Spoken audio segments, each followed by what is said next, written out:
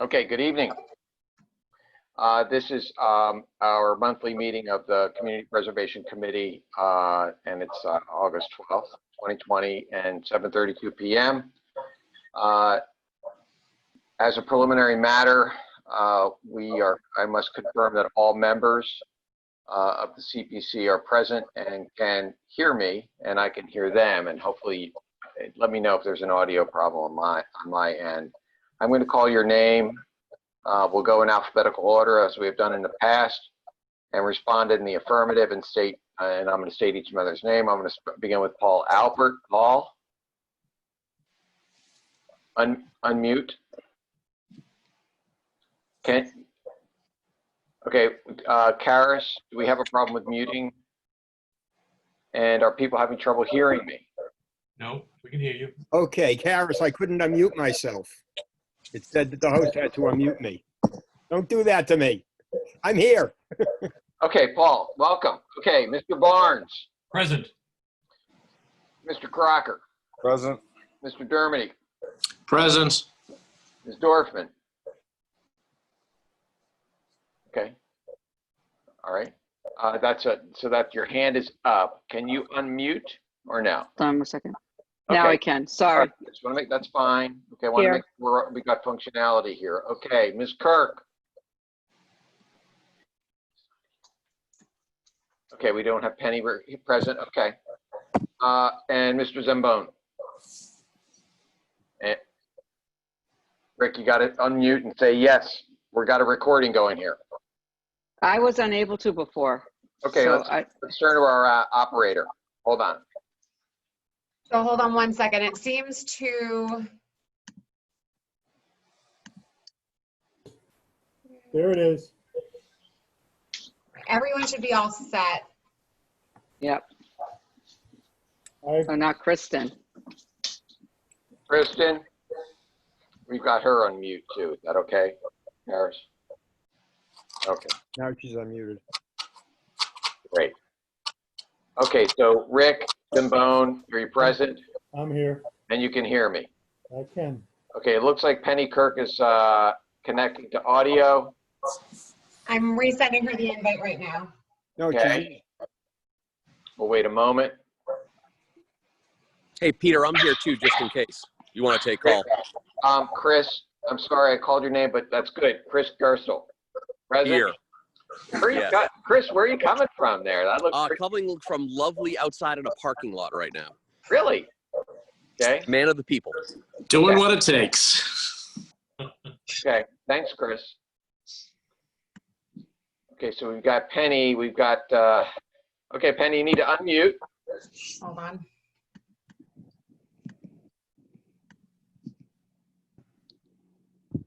I think you Penny got should be it. all set. Penny? Okay, Good. I'm going to call your name. Penny Kirk? yes. Present. Good. You can hear us. Present. Great. Welcome, everyone. And our staff, Karis Lustig Here. and Kristen Wright, Here. taking it all down almost verbatim. Okay. All right. This is an open meeting of the Community Preservation Committee. It's being conducted remotely, consistent with Governor Baker's emergency executive order of March 12th, 2020, due to the current state of emergency in the Commonwealth due to the outbreak of the COVID-19 virus. In order to mitigate the transmission of COVID-19, we have been advised and directed by the Commonwealth to suspend public gatherings, and as such, the governor's order suspends the requirement of the open meeting law to have all meetings in a publicly accessible physical location. Further, all members of public bodies are allowed and encouraged to participate remotely. The order allows public bodies to meet entirely remotely, as we're doing tonight, so long as reasonable public access is afforded so that the public can follow along with the deliberations of the meeting. Ensuring public access does not ensure public participation unless such participation is required by law. This meeting will not feature public comment. For this meeting, we are convening by Zoom app as posted in our town website, identifying how the public may join. Please note the meeting is being recorded and that some attendees are participating by video conference. Accordingly, please be aware that other folks may be able to see you, and take care not to screen share your computer. Anything that you broadcast may be captured by the recording.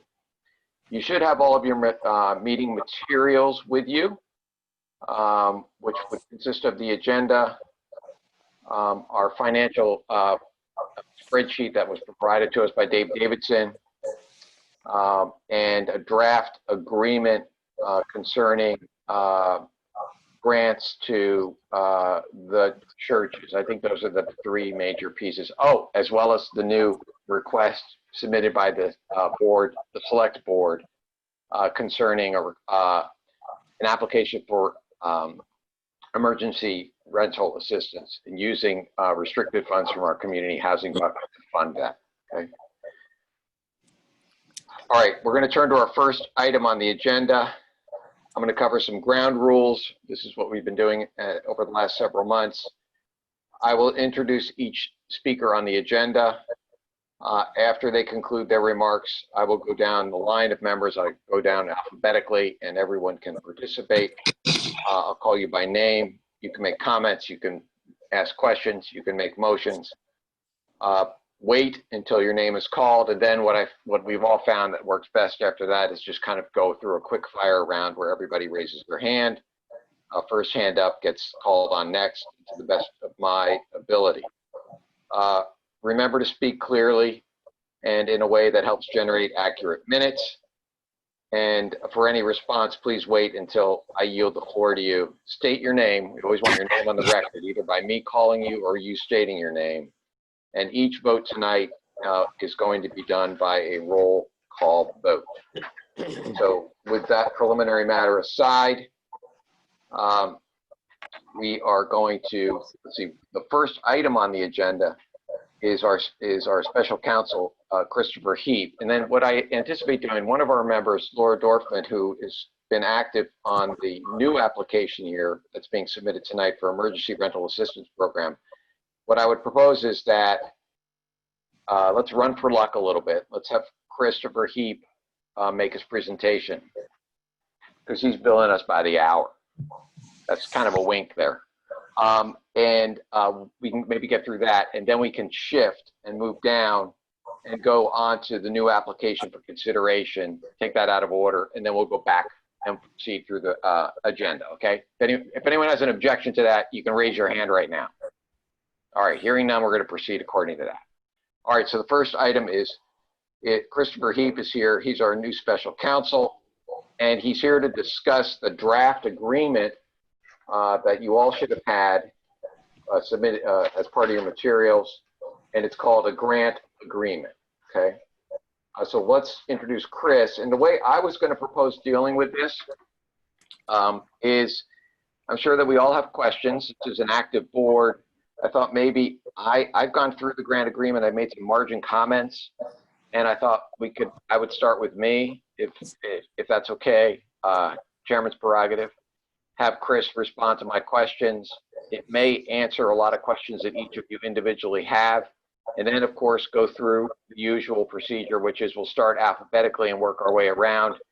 You can have questions regarding the agreement and comments. Chris can respond in kind. Does that make sense to everyone? Rick, you want to be heard? All right, go ahead, Rick. You can't hear me? Can everyone hear me? I can.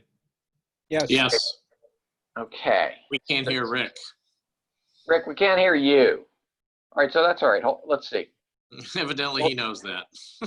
All right, here's my problem. Every time I hit mute on the screen, it locks me out. So I don't know if that's happening to everyone, but every time I mute myself to keep the background noise off, it gets lost. And I just wanted to bring that up. I don't know if everybody else is in the same situation or not. Okay, so I haven't done, that may be because, Karis, we're asking a lot of Karis, by the way. So we're asking her to be our, tech advisor here. So she's the host of the meeting. And we were trying to tweak the program a little bit to see if we can do raise your hand function rather than physical, but the kind of the blue hand function. And so we may be running into some difficulty based on that. And what if we play it this way? What if you, for those of you who don't have any background noise, okay, if you're actually in a quiet, secure environment, then just unmute yourself and stay that way, and don't make a lot of noise, and don't talk out of order, because if you talk out of order and talk over people, we're not going to get an accurate recording. So, but stay unmute and stay with us. But if you have background noise, mute yourself, raise your hand. That way, it's probably going to minimize the number of steps that Karis is going to have to go through to get you back in so that we can hear you. Does that make sense to everybody? Yes. Okay, good. Okay, Christopher. Chris. Chris. By Chris? Great. Yep. We're going to go by, okay, Chris, welcome. And it's the first time we've met you. Why don't you introduce yourself, and then we'll go from there. Thank you very much. Hello, everybody. I'm Chris Heath. It's a pleasure to meet all of you who I haven't had the opportunity to meet before. And let's look forward to working with the committee. Okay. Okay, so on the agenda is that we were going to go through this grant agreement that you had put together, Chris.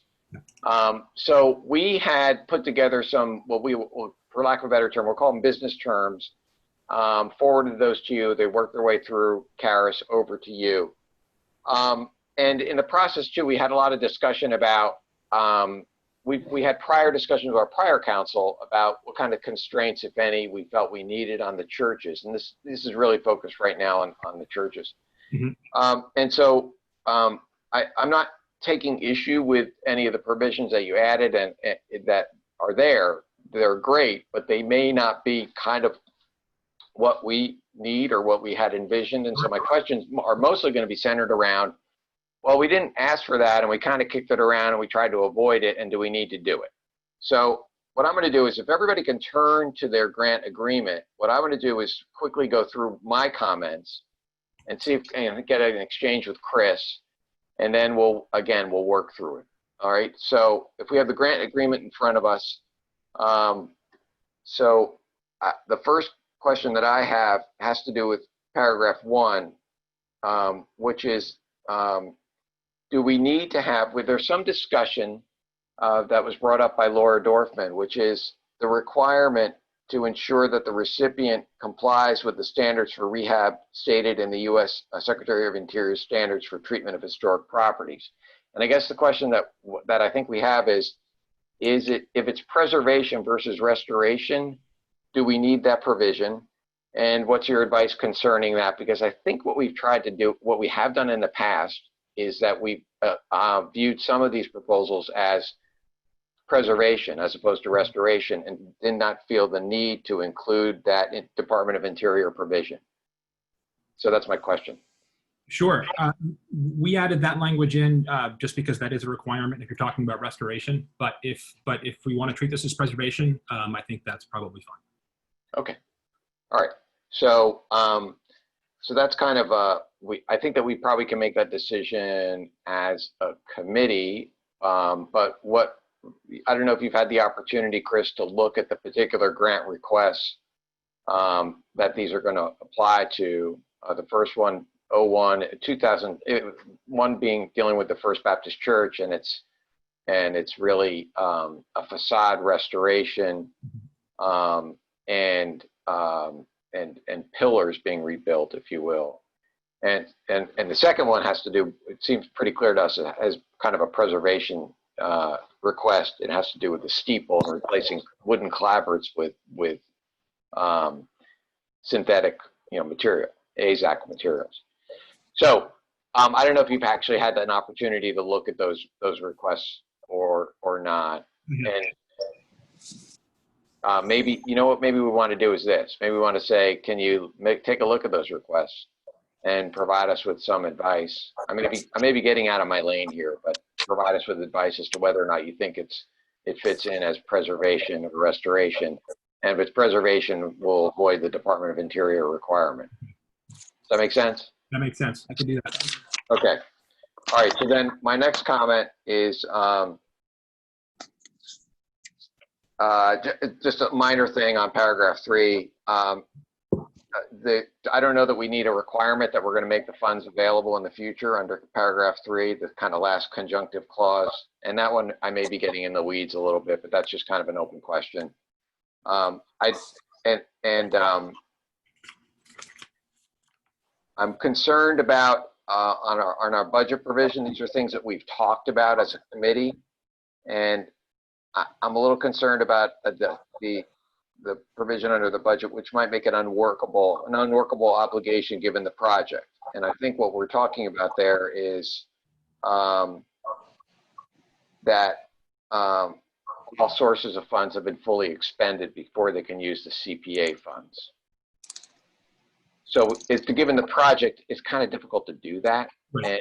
And I don't know how it works in other towns, but in our town, when you get a grant, you actually submit these certified certifications by the recipient with literally attached invoices and saying, this is what we spent it on, can we have our money? So that's kind of a question with me is, do we need that level of oversight? And if you think we should, we'll defer to you, but I'm just thinking it may not work very well. We've gotten some advice from our staff people that may not be a workable approach.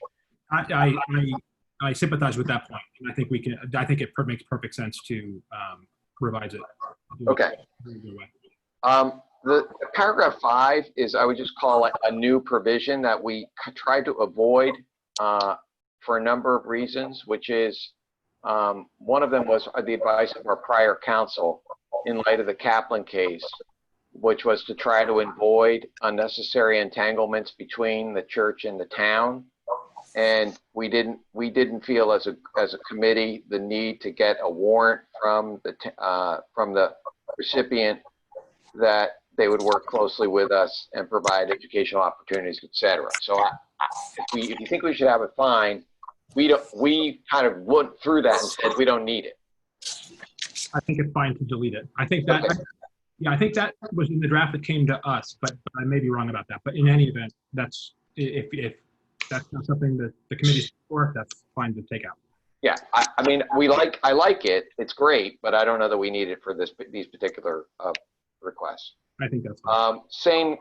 I would think the same comment with respect to paragraph 6, scheduling times for make it the building publicly accessible, because these churches are open. They open their doors every night to all sorts of organizations in town, and what we were thinking of is making perhaps some aspirational language in the grant, which would ask them to continue, if you will, in their present, using the facility as they presently do. I don't know if that's workable from a contract point of view, but that was kind of the language that we had proposed. I think it would be a good idea to include a statement as to what it is they're doing currently that we think is good and what they would like them to continue. And then just like you said, we can include some non-binding aspirational language that will just, where they commit to continuing to do that in the future. Okay, good. All right. Then on paragraph, I guess it's 7, the commitment to implementing the following educational facilities. I think it's kind of the same comment, so 5, 6, and 7 are kind of the same comments that I have. Got it. Okay. That is maybe a few, I have a couple more. If we're down to paragraph 11, subsection C, and this is, I guess I'm not quite sure about the interplay between subsections D and E. Maybe you can explain that, because they seem to be somewhat overlapping, and maybe I just read it too quickly. But I think when you read them together, I ended up as a reader being a little confused. And so I guess that's kind of a drafting question that I have, is that how the interplay between D and E. I think they're fine, whatever they're saying, but I'm just worried about the structure of it. I think that they may be a little confusing when read together, but I could be wrong.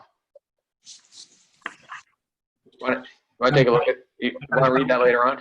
Yeah, I can review those two and attempt to either maybe combine them into one, or delete one or the other, but I'll take a look at that and just make sure that those two. And the last part about that is we want a sunset provision on that. Okay. And then I think what we've had a kind of a range of figures depending on the amount of money involved. So and Karis Karis is the better holder of that information because that number's been thrown all over the place in different ways. And she actually she managed to get us focused on it one evening and come up with a proposal. So just, I would say offline, talk to Karis about the sunset provision. Okay. Okay. So those are my comments. And then what I'd like to do is just, as we've done in the past, is now open it up and I'll go alphabetically to the committee members. And the next one up, Chris, unfortunately, Chris, the next one up is also a lawyer, and it's Paul Alpert. Okay. Hi, Chris. It's good to see you again. Hello, Paul. I'm going to be very quick because it is anticipated that when you send this to the church for their review, they're going to be using another lawyer in my law firm, and so I have recused myself from this particular application. So I have no comments. Okay. And I just want to be, in fairness to you, Paul, the application is going to be the grant agreement. I think that's probably the safest route for you to take, but the grant agreement applies both to the Unitarian, both to First Parish as well as First Baptist. And so, if you feel like you can thread that needle and make a general comment that would apply to the First Parish, then feel free to do so. But if you feel that you just should be cautious, that's fine as well. Okay.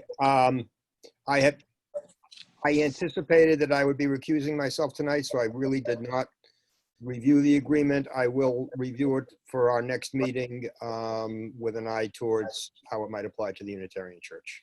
Okay, good, thank you. All right, next up is Mr. Barnes. Joe? Yes, Peter, your questions have been asked and satisfy virtually all of my questions. My first thing was this is a boilerplate, right? Which applies to the First Parish as well as the First Baptist. So that's kind of an automatic, and I understand that. The sunset provision was something that we talked a lot about and feel as though, I feel strongly that we have something in there. So you've addressed that as well. Other than that, I think it looks fairly comprehensive, and I'm happy with the comments made and any adjustments that are being made as well. Okay, thanks, Joe. Okay, next up is Artie Crocker. Artie? Yeah, he's muted. Yeah, better. Okay. Yeah, no, I don't. Nothing's coming up. Certainly, it's all been addressed. I mean, certainly, this document makes sense to make sure it applies to certainly the Unitarian Church as well. And I don't suppose we need at this point need to do anything to make it a unifying agreement to any other one that comes around, any other body that comes around at this point. I suppose just keeping the focus on the two churches right now makes sense. And if anyone comes around, we can probably, that seems applicable, we can adjust from there. So I'm fine. Okay. Thank you, Artie. Okay, and Bob Dermody? Yes, thank you, Christopher. Hi, I'm Bob Dermody. Thanks for joining us tonight. Paragraph 1 that was already referred to, I would offer a friendly revision to the last sentence. So it should read, the recipient shall ensure that the project complies with the Secretary of the Interior standards for the treatment of historic properties, which is the super title. I don't know if you all can see this right here, but this is the book. And below it delineates the 3 separate R words we've been talking about: rehabilitation, restoration, preserving, reconstructing. So I would just use the full title for the treatment of historic properties and leave it in. And then whatever they do, it's covered. I like that. Sounds Thank good. you. Thank you. Okay. Yep. Very elegant solution. Yeah, thank you. And then I concur with my colleagues who have spoken so far. I think this is a good agreement, being the first one I think we've done at this committee. So I'm pleased with it, with the work done. Thank you. Thank you. Okay, and next up is Laura Dorfman. Hi, Chris. So just a couple quick things. Does anybody know what these standards are and whether typical contractors know what they are? And is there a special designation or? Very good question. I don't know if anyone has the answer to that. Does Karis have any insight into that? None. Okay, and Chris, I don't know if Chris, do you have any insight into that? I actually missed the question. Okay, good. Oh, sorry. That's okay. My question was, with regard to the Secretary of the Interior's standards for rehabilitation, does anybody know what those are? Is it a common thing for a contractor to know? And do they have a little badge that says they're allowed and licensed to do these kinds of repairs? How do we know that's happening, I guess, is my question. Okay, so your question is really kind of a question of enforcement and practicality, but in some way, it's a good question. But I think what we can all agree on, at least for tonight, is the provision should be in there. Yep. So the next question though is, okay, and you're curious, and it's a good curiosity to have, which is what are these provisions? Kind of how difficult are they, and what's the enforcement mechanism? I don't know, Dave Davison, who kind of shepherded the town hall restoration, I don't know if Dave can offer any insight into that or not, but if he can, I'll let he can chime in. And looks like probably maybe not. Okay, but those are good questions. And let's put those on. Let's put that on a list of questions that we need to answer. Okay, good. That's a good question. One more quick question. Sure. This is just my construction lending hat. I know we're gonna put something in to sort of look at expenses on the project, but should somebody be just driving by every once in a while and sort of checking its progress? Like, I don't know if there's someone from the town or Public Works that could just do an eyeball. It shouldn't be completely unsupervised, I don't think, but that's just, again, my lending hat. And I know this is different, so just throwing it out there. All right, so as I said in the past, what we've looked at are, well, I don't know that we've had a construction project by a non-town entity. So that's an interesting question, because if it's the town, it's the town, right? It's got to be being done. I don't know if any of the panel members can offer any insight into that. Rick Zambone. Peter, I believe, for example, the Charles River Center received funds from this committee to do work on one of their buildings. And I don't know how that was handled, but the committee has given money to non-town entities to do work. Okay, so Laura, you raised two great questions. And so let's get and they're mostly questions that we are on the town side. I don't know if Paris can offer any insight. I don't know if Chris can, but it's another question that should be answered. It's, if we're going to give this money away, how are we going to ensure that it's going to be properly used? And sometimes, Peter, if the intention is fine, but the contractor could, there's sometimes that stuff comes up. And if you're not familiar with working with contractors and doing projects, you may not know that something's going the wrong way. Mm-hmm. Yeah. So, Peter, I have two people with their hands raised, Dave Davison and Penny Kirk. Great. Not Penny. Okay, Dave has his hand raised. Dave. Hey, Peter, just a couple of points. First, relative to the project and architect, the applicant would rely upon their architect in terms of identifying qualified contractors to do the work in historic preservation type of work. And they would rely upon their architect to ensure that the contractor that's hired is doing based upon the specifications that were laid out for the contractor to bid on. Mr. Zambone made reference to a project that the town funded with CPA funds with one of the schools in town.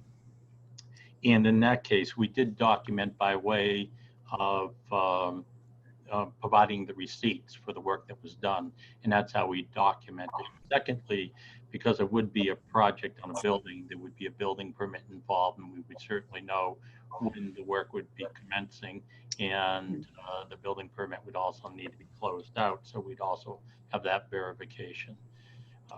That's what we would have generally for any type of project, and I think they are useful for the committee to know whether or not the work was done and it was completed. Okay, great. Dave, thank you for joining us and offering that information. Chris, you have your hand up? Yeah, and one thought occurred to me. One thing the agreement doesn't currently do, but we could certainly add it in if the committee wanted us to, is include some sort of either final or interim and then final report from the architect.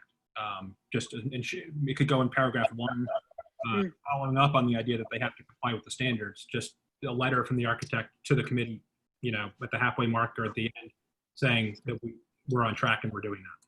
So at least it's not a matter of you tracking them down, it's affirmatively certifying to the committee that they're doing it right. Okay, I like that idea. Great. Laura, how do you feel about that? That's great. And I love, of course, there's going to be a building inspection. I should have thought of that, but both of those things together make a lot of sense. Yep. Okay, good. All right. Any further comments, Laura? No, thank you. Okay, Chris Gerster. Mr. Chair, no questions at this time. Okay, Penny Kirk. I was only raising my hand because I wasn't able to unmute myself, but now I am. So. Okay, great. And no comments on the policies. Okay, great. Okay, thank you, Penny. Rick Zimbo. Well, one of the advantages of having my name and last name begin with Z is I get to go last. And since everybody's already mentioned all the comments, I'm perfectly happy. Okay, thanks, Rick. Rick, would you like to trade last names with me? No, I like you having it where it is, Bob. Because I've been going first all my life. Okay. All right. All right, Chris, I think you've got your work Peter? cut out for you. Yes? May I say one more comment, please? Sure. Or sort of it's a comment / question. Laura's question made me think of it. Yeah, the town would be involved at the building permit stage, so they would have that sort of check and balance on it. I presume they would also have to go to the historical commission potentially at some point as well. So there's sort of that level of checking on it. So I just wanted to throw that out there. I don't know that for a fact. Laura probably knows better than I, but that just occurred to me that they may have some conversation with them. That's a really good point. I honestly don't know. Yeah. I can certainly find out. Well, if it's a registered building in town, I would think Right. that triggers it right there. So Absolutely. We've had all the debate about the funding. I think the historical commission will get some say in the actual look, shape, feel, color, style, all of that. So. Well, why don't we build that into the agreement? Should we do that? Sure. Well, I don't have to say. Do we have to though? It may already exist. Do you want me to speak with Don Lankowitz about this separately and ask what, I'm not exactly sure, but I can find out from him what the protocol might be for them? Right. Who is Mr. Lankowitz? He's the chair of the Historical Commission. Okay. So then my question, I guess I'm going to redirect it quickly to Chris. Chris, do you have an opinion on this? Not at the moment, but I will develop one if that's okay and report back. I don't know to a certainty that this needs anything from the Historical Commission. I think it probably likely does, but I can't say that for sure. So let me, if it's okay with you, try to figure that out and see if they do need to go anyway. Probably doesn't need to be built into the agreement. Doesn't hurt to do it, but it does, may not need to. But if they don't, we can maybe. I mean, they'll want to know. They're a proponent of it. I know that, but I don't know how much more detail they need. No, actually, no, they're not. So they're not the applicant, okay? No, but they're in favor of the concept. Obviously, they want. Yeah. They've offered an opinion that that these churches have historic right. So, but I've been reminded in the recent past that is within the last 12 hours, that I have to ensure that the CPC is consulting with any stakeholder involved in any particular proposal and project. So I just want to make sure we've got that mechanism in place. So we want to make sure we do it right with the historic commissioner, and so we know that they've expressed an interest in the building. I want to make sure that they've vetted the proposal as well. We probably don't need it in the agreement, but we need to actually make sure that we're doing that. Okay. All right. So, and Chris, if you have any insight after you think about it or check with your colleagues, just let Karis know. Will do. Okay. All right. Anyone have any other further questions for Chris in the agreement? Okay. No questions, no comments. Then we're going to allow Chris to enjoy the rest of his evening. Chris, it was really nice meeting with you. It's good agreement, really good agreement. And thanks very much. Look forward to it. Thank you. Thank you, Chris. Have a good night. Thanks, Chris. Okay, so we have, let's shift now down to our lower part of our agenda. And what you should have in front of you in your application or in your board or committee packet is an application by the select board concerning a proposal for funding of an emergency rental assistance program. I want to take this out of order, and then we'll go back to our discussion with Dave, and then our application process. Peter, the applicants are technically the Needham Housing Trust. Oh, good point. Okay. So, I guess I'll give you a little background, and so, or catch you up, if you will. So when we last met, we had just discussed the idea of a rental assistance program. And we did that in the context of the fact that CPC funds are being used in various towns and cities to fund those programs. Most of it, driven, in fact, all of it driven by the COVID-19 pandemic and the resulting economic crisis that it's created in our various cities and towns. We've gotten advice from the Community Preservation Alliance that funds could be used in this way. And so we had a discussion, and I think it's fair to say that we had overwhelming support by this committee for such a program. We then asked our staff to go back to the select board and figure out a mechanism for coming up with a proposal, and then we would be in that position of reviewing the proposal. The staff went through, kind of got into action, and most of it having to do with our planning department and our affordable housing specialist. So Lee Newman, and then our specialist, Karen Sonnenberg, along with our new deputy town manager, Katie, whose last name escapes me, but I'll let Karis fill in. King, okay. So what happened was they put together a proposal, and quickly. And last night at 5:30, the trustees of the Needham Affordable Housing Trust met. There was an open question last meeting as to who are the trustees. The trustees consist of the select board, our town manager, and a individual by the name of Avery Newton. And they reviewed an application that was put together basically by the staff. There were some amendments made during the meeting. There was some discussion about what amount should be proposed for funding. They went quickly from $200,000 down to $100,000. There's $50,000 that I think is being reserved by another not-for-profit that would be part of that grant, part of the program. And so what we have in front of us is an application to draw from our reserve fund for community housing, the amount of $100,000 to fund a short-term emergency rental assistance program. what we'll do tonight is review it for this first simple question of is it eligible for funding under the Act?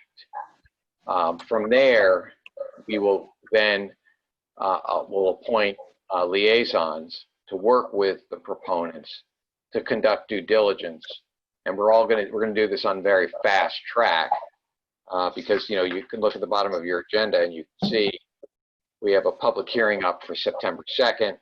We're potentially voting on September 16th. We have our town meeting on October 5th. And in between there, sandwiched in there is September 9th is my consultation with FinCom. So you should all have that proposal in front of you. And the first question that I have, and we'll have a discussion is it eligible under the Act? I think that it is. I don't have much to say other than that, but I'll go around and we'll go in alphabetical order, I guess, for people to weigh in. You can start, as we usually do, start with the statute, and I think the statute specifically provides for that kind of assistance. And then we've gotten the Community Preservation Alliance, which is a not-for-profit support network for these in our various towns and cities, affirmatively stating that it was eligible. I don't know, Karis, if there's been any advisory opinion from the Department of Revenue or any other state department. Probably not, because it's too soon, right? Specifically about this or about our process? No, this about, generally speaking, use of funds for a rental assistance program. All the guidance, and I can't say it's from those two organizations, but the guidance we've been getting is that it is permissible to use these funds for a rental assistance program. Okay, good.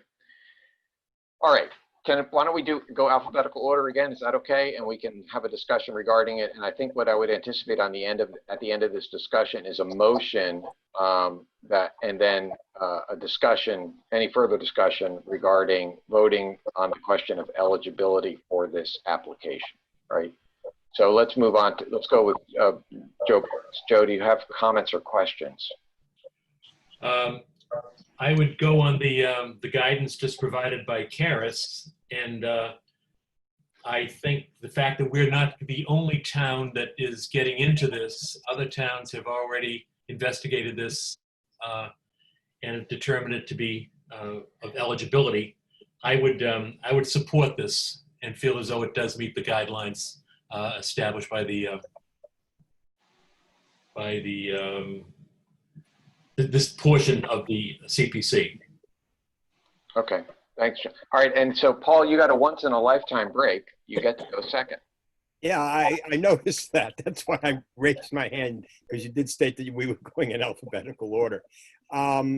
You referenced the statute, and I don't have it in front of me, but my recollection is that the statute does specifically authorize rental assistance, and so I'm sure that this qualifies. I think this is an extremely worthwhile project, an extremely worthwhile application. And if the trust had gone for $200,000 and asked us for the whole thing, I'd still be in favor of it. Okay, good. All right, and Artie Crocker? I'm certainly fine with what's going on with the process. This is a highly unusual situation. And that being said, if the statute allows it, the statute allows it. And as you said, there's an entity in the state which is going to help us with this process. I believe that's what's stated, because we know, I believe that's correct, because we know, or they're supporting it. But also, isn't there someone going to assist in allocating? So what they would anticipate doing is there would be an allocation of funds to the Needham Affordable Housing Trust. The Affordable Housing Trust would then issue an RFP requesting a third-party vendor to administer the program. So because it's a technical job to look at eligibility questions and do your due diligence with respect to each applicant. And as these programs go, it's always best to get that entity, that it's usually a not-for-profit entity, to do, that's basically their job, Okay, they may have contracts with, 20 towns. And so Do we have, so it's a not-for-profit, so do we have certainty that none of the money that we're supplying to help with the rent is going to be paid for the administration of this program? So I would think that it's highly likely that there would be an administrative fee. And so one question that you can ask is, in connection with due diligence, is, well, I understand there's going to be a third-party administrator. Do we have any sense of what the administrative fee is going to be? And so that's a good question, but you got to remember that, and because we're the next step, the homework that everyone's going to have is to write down their due diligence questions and get them to Karis, and you got to do it fast. But that's a very good question, Artie.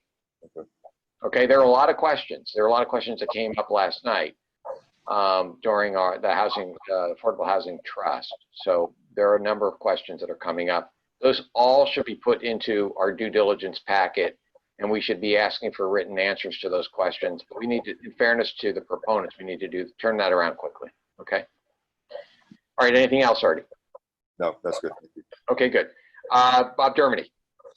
Thank you, Peter. And thanks to the people who put this together so quickly. I'm in favor of it. I do believe it meets the statute. I second Artie's comment about, I am concerned too about the use of monies for administrative funds. I'd like to see some mechanism where we give a certain amount, but it's guaranteed that all goes to rental assistance, and we discuss the administrative fees separately somehow if possible. I will put that in writing to Karis. Okay. Thank you. All right, and Laura, are you still available? I am. Okay. I think this is a great thing. I fully support it. I was hoping the amount would be more, but that's okay. We start where we start. And I do think, sorry about my dog barking. I do think, I think that's a good point about the fees, because there are going to be fees. They're going to use a third party to administer this and to vet the applicants. And whoever that is, I think they mentioned the name of it last night. I can't remember off the top of my mind. Let me just see. In any event, they need to be compensated for that. And maybe that piece can be segregated as a separate amount above and beyond the 100. Okay, that's fine. We'll have a discussion about that. That's a good question. And so, again, please, while the thoughts are in your, when you have these ideas, please put them in writing as quickly as possible. Will do. Yep. Right. And you can forward them in the form of an email to Karis, and she'll compile them. Okay. All right, Chris Gersel. Sorry, just trying to unmute. No, I just want to echo both what fellow people are saying. I think this is a great idea. I fully support it, and I'm glad other towns are looking into it also. And I think it's something that we need to fully support. Okay. And now, Rick Zimbone.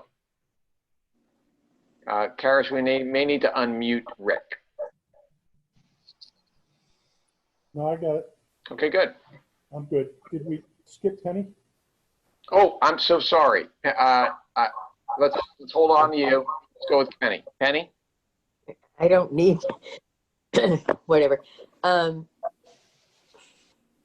a rep of Needham Housing Authority, we're usually the ones who are so needy. But in this case, people who have financial difficulties have their rent adjusted. So we really don't need that kind of assistance. I'm all for it town-wise, but it doesn't apply to Needham Housing. Yeah, so just to unpack that a little bit, is that what Penny's pointing out is that residents of our housing authority, their rent is tied to what their income is. So if they suffer some adverse economic consequence at any time, there's a rental adjustment that happens, and that subsidy, if you will, is handled through other governmental programs, DHCD with respect to our state subsidized units, and HUD with respect to our federally subsidized units. So, and it's good actually to clarify that. and for all of us to keep our thinking caps on about that, which is that, so I anticipate that our residents of the housing authority are likely not going to be the recipients of these funds. That's what I would anticipate. That's what Penny's anticipating as well. Okay. That's right. Okay. And then Penny, just as a sidebar, the question that at the trustees meeting for the Needham Affordable Housing Trust, there was emphasis made that the housing authority, they wanted to hear from the housing authority thumbs up or thumbs down on this particular program. So we'll deal with this after our meeting, but I would take the application. My suggestion would be to take the application and bring it to your commissioners and have a robust discussion about it and come back and reassure us and other people, including the proponents, that the housing authority is in favor of spending these funds in this manner. Okay? Right, I'll do that at the meeting next Thursday. Okay, good. All right, so let's just, you and I can coordinate that, make sure we get the documents to you. Okay. All right, now we're off to Rick Zambo. Thank you, Rick. Mr. Chair. There were a number of topics at last night's meeting that'll be brought up in the second phase about qualifications, how much. This is, and I think it's important that we just mentioned that this is earmarked as emergency funds. And one of the criteria that was added in was the concept of the people that would be eligible. This isn't a continuing program. This is an emergency fund. The people that would be eligible are people who have been impacted as a result of the COVID virus. In other words, they've lost their job, they've lost their source of income, so on and so forth. So it's a finite period for a finite amount of money, which it was very helpful, that discussion anyways, last night when they get into that. The one thing that I think we need to just discuss how we would handle this is and we had talked about it a little bit the last meeting, is we're taking this application out of order. It's out of our normal sequence. And it's really an emergency application. I think that would be the justification. But I think that we just need to be cognizant of the fact that there may be some folks out there that are wanting to know why we're doing it that way and can we do it that way. And so I just bring that to everybody's attention. And then if now's the appropriate time, Mr. Chair, I'll make a motion. This application qualifies under the CPA guidelines and is eligible. Second. Further discussion. My discussion point is this. I'm wondering I'm sorry, if. we left you out. What's that? I'm sorry. Yeah, I made the motion before you had a chance to talk. No, that's fine. No. I did speak, but we've made the motion and we can have further discussion. So that's why I say, okay, the motion's on the floor. Any further discussion? Answer from Pingatore, yes. I have some comment, and so does Joe Barnes, but I'm going to start with me, which is there any use, is it useful for us to have a statement in the resolution that's noting that this is this application is being heard on an emergency basis in light of the COVID-19 pandemic, so that we have a record which explains why it is that we took it out of order. Now, we're not doing anything contrary to the act by doing this, but what we should be concerned about is somebody saying, well, you did it in the past, and then we say, well, no, actually, if you look at the record, you'll see that the resolution itself, it notes that it's heard on an emergency basis, or language to that effect. So I leave that's kind of a discussion question that I have, and maybe a question that I have for Karis. And we could tweak the resolution if we want, just by adding in a couple of additional words. So that's my question. Well, what do you think about that, Karis? So I did look through both the town's charter as it refers to the CPC, the Master General Law as it relates to CPC, and then as our plan. And our plan has a process, but our plan does not even highlight specific dates of when we accept applications and how we review them. It just says that we accept applications and that we give them thorough review and that we consult with the select board and the finance committee and have a public hearing before we vote on them. So our process has been to accept them in December. But I have had Kristen remind me that we have accepted applications for specials in the past. I think if I'm not mistaken, the Newman Eastman project was funded. It was considered over the summer and then was funded at the special town meeting as opposed to funded at the annual. So it has happened, and I think it's been more at the chair's discretion whether or not to call a meeting in the summer to review that application or not. Okay, so then I don't think we need any speaking language in the resolution. If it's chair's discretion, and we don't need to put it in the record if other members of the committee feel that we don't need to say that this is an extraordinary circumstance. But if we do, we can put it in the record and say we're on a very, very short track. We're doing this as a result of the COVID pandemic. And so, all right, we'll hear from Paul. Yeah, I don't feel that it's necessary to put it in the resolution. And if somebody comes forward in the future and points to this and says, well, you did it in the past, I think that our minutes and our recording of this session make it clear from our discussion that this is all because of the COVID situation. And I think that our committee's records will reflect that, and we can answer that potential possibility in the future by just saying, no, take a look at our minutes, listen to the recording or view the recording. This was an emergency situation. If you have an emergency situation, great, we'll talk about it. But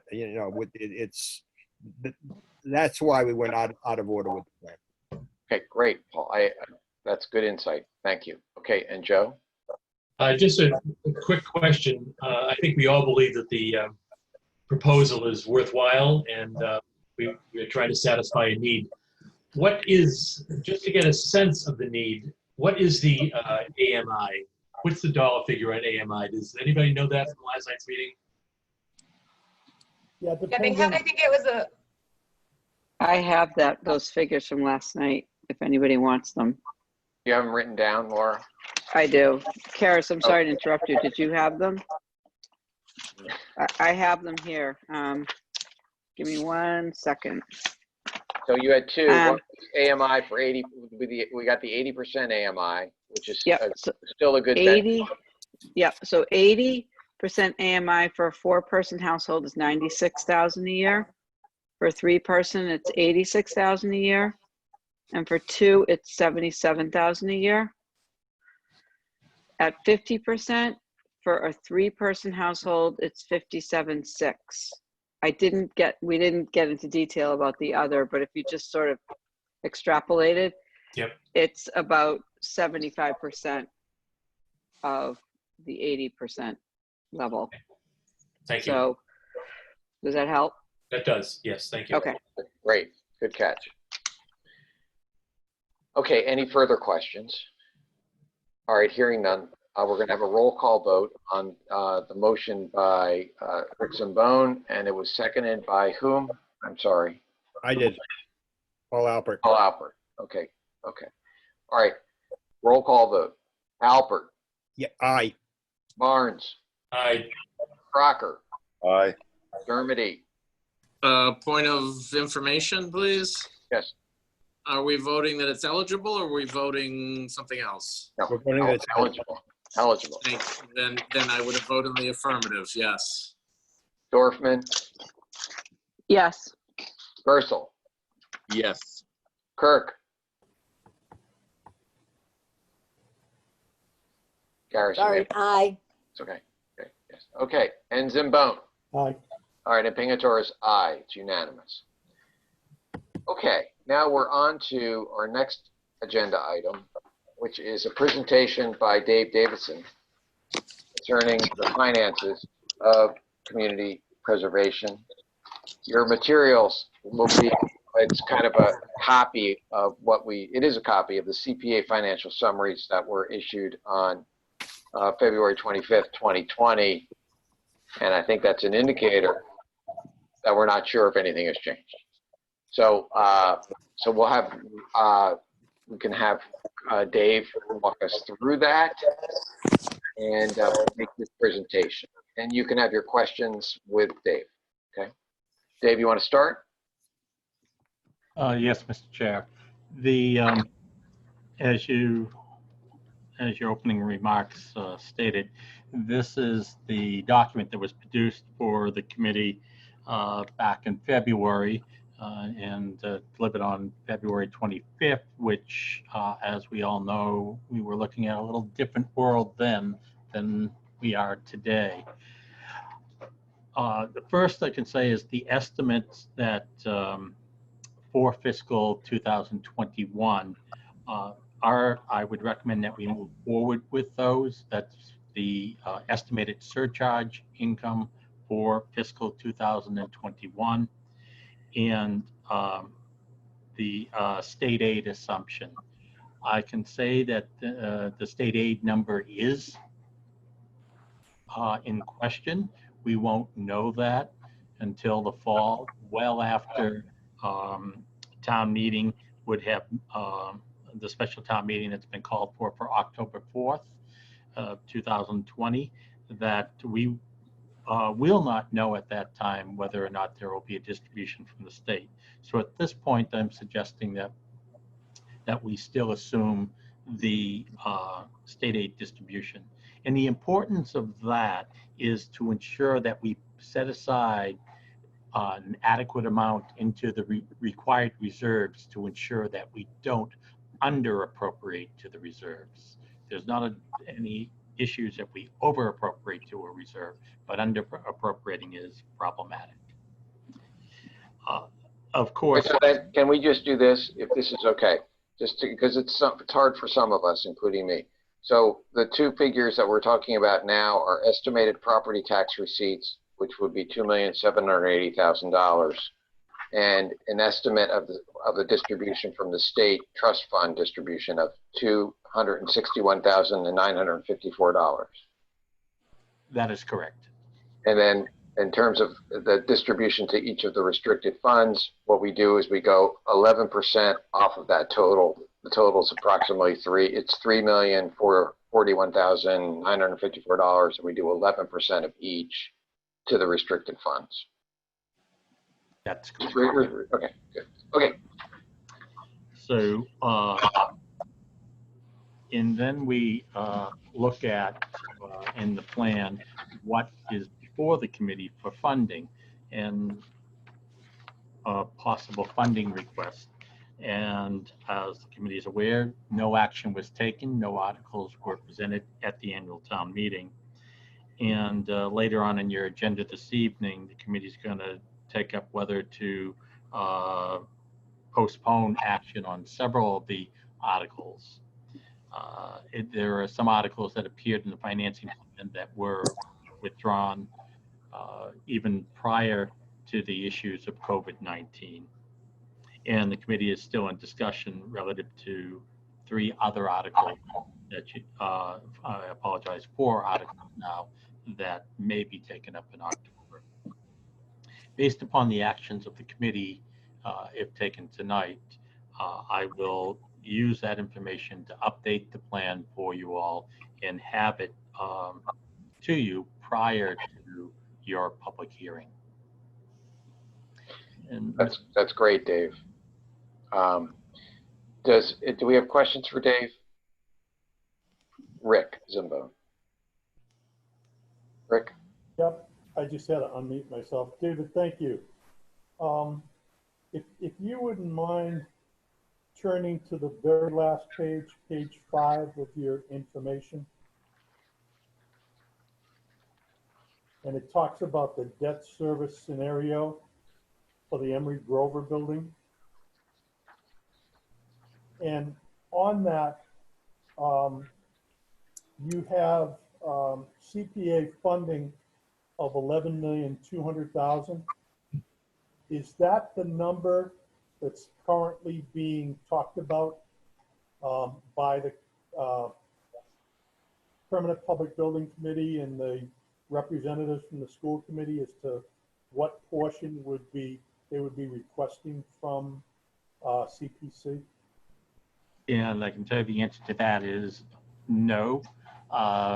This was put together without having the knowledge of what they now know for costs for the projects, and was based upon assumptions made a few years ago relative to the project, assuming a 40% CPA funding. That percentage did not come from the school committee, did not come from the PBBC, and it certainly hasn't been validated by any architect. But it was to give a sense of magnitude to the CPC in order to have your conversations. Okay, the reason why I asked is we had asked, our chairman had asked at a meeting or two ago about a number of different scenarios to cover various amounts of CPA funding for this particular project.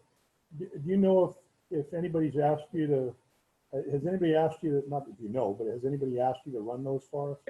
Can I jump in if I may, Rick, if that's Sure. okay? It's only that, I mean, Dave I just want to be fair to Dave, which is that, well, I think what happened we have our questions, right? We have our list of 13 questions, including the scenarios that I asked that we be raised. And I just want to be fair to Dave, but I think my recollection was that we were going to address this after our October meeting. Oh, okay. But I couldn't, so I don't want Dave, I don't want anyone to think that Dave didn't do something that we asked him to do. But I think what we agreed was this is all those questions are great, and we can even add more, but that's going to be a major project that we're going to take on immediately after our October special meeting. All right, no, I appreciate that. I'm sorry, I didn't mean to. That's fine. But what prompts the question, and it makes it even more, if you revert back to page 4, the prior page, and that talks about the available money for debt service as you follow that chart. And one of the concerns that I have, and I just like Dave to talk about this chart a little bit. If you look at the numbers between the available for additional debt service and under the 11-2 scenario for Emery Grover, and you look at the number for Emery Grover, there are a couple years, particularly around 25 and 26, where we're very close to hitting the maximum allowable debt service for this, if we were to go to that level of funding for Emery Grover. So my question is, can you explain, just for not only my benefit, I think I know how it comes about, but how do you get to that available for additional debt service? It's derived based on 70% of the surcharge, so that doesn't include, or does it include any money we'd be getting from the state, or is it just our own receipts? Can you walk through that, Dave? Yes. First, just for a reminder for all the committee members, is that under the Act, a community can only pledge its surcharges to meeting the debt service obligations. The community cannot make an assumption of a state aid match. So that is the revenue source that we looked at in terms of making a determination of availability for debt service.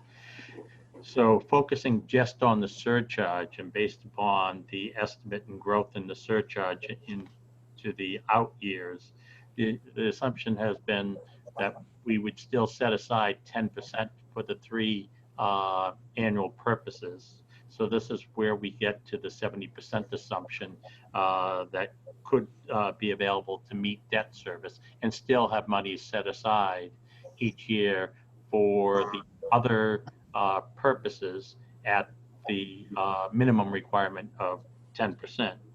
And I'll note that if in the case of the Emery Grover building, if that were to be funded in part from CPA, that would be from an angle of the historic preservation. And if we're paying debt service that was related to historic preservation, therefore there would not be an obligation to fund the historic preservation reserve. But for the purposes of being conservative, we assume that we're going to put 10% of the surcharge into each of the respective reserves. That's how we get to what we assume is available for debt service. From that, we subtract the known. The knowns are the annual debt service, CPA funded debt service for the town hall project, which the last payment is in fiscal 2031. And the actual debt service associated with the Rosemary Recreational Complex. And the last payment on that is fiscal 2039. After we subtract the total of debt service in each year for those two known items, that leaves us an available amount for debt service that you note, and then I compare that to the assumptions made on page 5 of the document of what debt service would be, assuming a 40% share of a $28 million project with interest rates of 7%. And we would be looking at funding through 2044. And if everything that I said were to hold up, it would be a couple of years that the margin would be tight, but in no year would the estimated debt service for the Emery Grover exceed the maximum allowable debt service budget. Great, thank you, Dave. Mr. Chair, that's it for now. Thank you. Just maybe this is a little bit in the weeds, and maybe I can discuss this with you offline, Dave. But are you saying that you actually allocate to the you allocate to the reserve funds, even if it's for say the historic? In making these assumptions, you make an allocation to the historic, and you assume that whatever balance is due in unrestricted funds is what is used to actually service the debt for say the town hall. In making these assumptions? Yes, the assumption is what would be consistent with the law and consistent in ensuring that that the minimum requirement is set aside for historic preservation, community housing, and open space, and knowing that the no other receipts that may come in for CPA can be assumed for debt service. That is what's built into the plan. The reality is it does give you more flexibility, because if the project was eligible to be funded from one of those three purposes, the Rosemary Recreation Complex, for instance, was not. That was the fourth category that which has to do with recreation. But it assumes that all three purposes will still have demands upon them that would legally. Okay, so but what we have done historically, to use a pun, is that we've drawn down completely on the historic reserve fund to pay part of our bond obligations for say the town hall. Yes, or getting into the technical. I'm sorry. Is what we're doing is that we satisfy our 10%. Each year you have to satisfy 10% of your estimate is being funded for historic purposes. And in this sense, and if your obligations are satisfied by the debt service, you do not need to reserve the funds. And the committee has taken such action year after year. Right. Okay. So that gives us a little bit of wiggle room too, just to bear that in mind. Probably about $300,000 a year or so, if I were going to throw it, give it an estimate. Right, Dave? Yes, that's fine. Okay.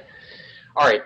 I took us out of order, if you will, because this is kind of, some of us can handle these questions. Some of us just do our best.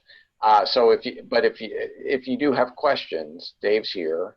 I'll just, raise your hand and I will, recognize you. Okay.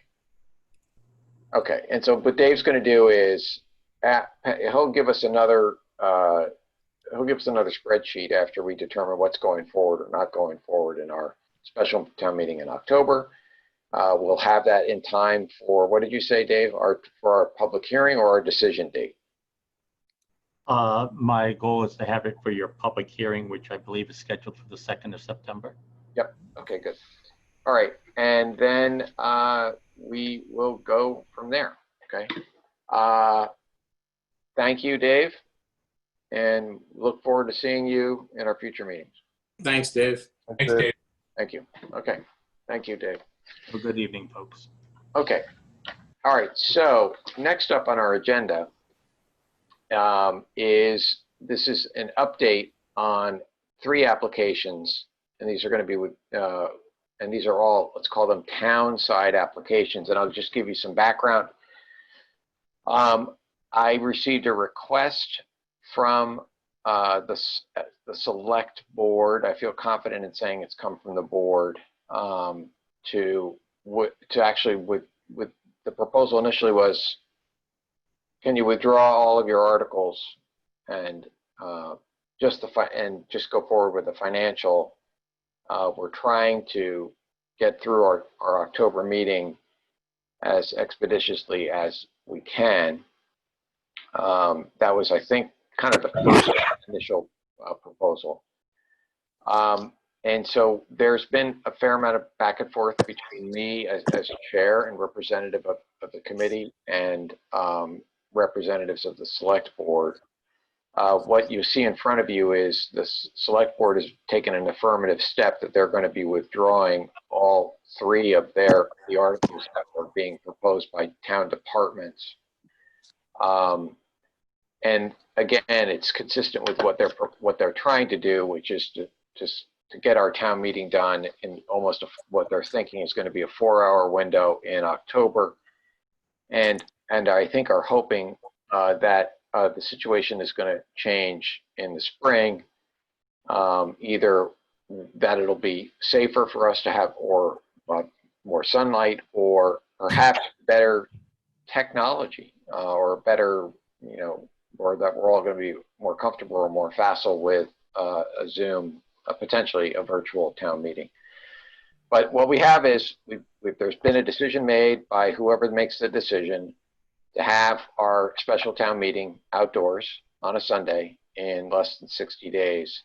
And so now the select board are dealing with that reality and trying to get us through it expeditiously. So the first order, it's further background is, I will say that I took the position, and this is the committee's got to, first of all, the proponents are the ones who are going to make this decision about whether or not the article stays or doesn't stay, okay? But my position was there were 2 articles that I thought it made sense for us to go forward with, which was certainly the proposed emergency rental assistance program, timely, and we need it. And then I also thought, I was just thinking back to the proponents for the Needham Community Farms, that this was a relatively small dollar amount. I couldn't imagine much debate would occur with it. And there, I thought that there was some argument that, these are people who are suffering, that benefits other people who are suffering from food insecurity. So we're addressing housing insecurity and food insecurity in a particular moment in time, which was especially important for us to do that. And so that was kind of my line in the sand, if you will, which is I think these 2 need to go forward, and I think that that's going to happen. The town is definitely going to withdraw these proposals, and then there's a question we're going to get to after this, which is what do we want to do with the church applications? And I guess another question, which is we'll under a separate category, what do we want to do with community farms too? So I've kind of tipped my hand, which is I think we should kind of, that seems pretty easy to me. I'm thinking of it in terms of trying to get things done quickly, but we can have a full discussion about that, and I have some further information about it. So if we handle it in order, knowing that, we're going to have a discussion about what to do, whether or not we want to approach the churches, whether or not we want to approach the Native community farms and ask them to withdraw and have a discussion about that. That'll be in our next discussion item, but I think what we'll do is start with the withdrawal of the 3 applications without prejudice by the town. So I think Karis, would you speak to that question? Is that how it works?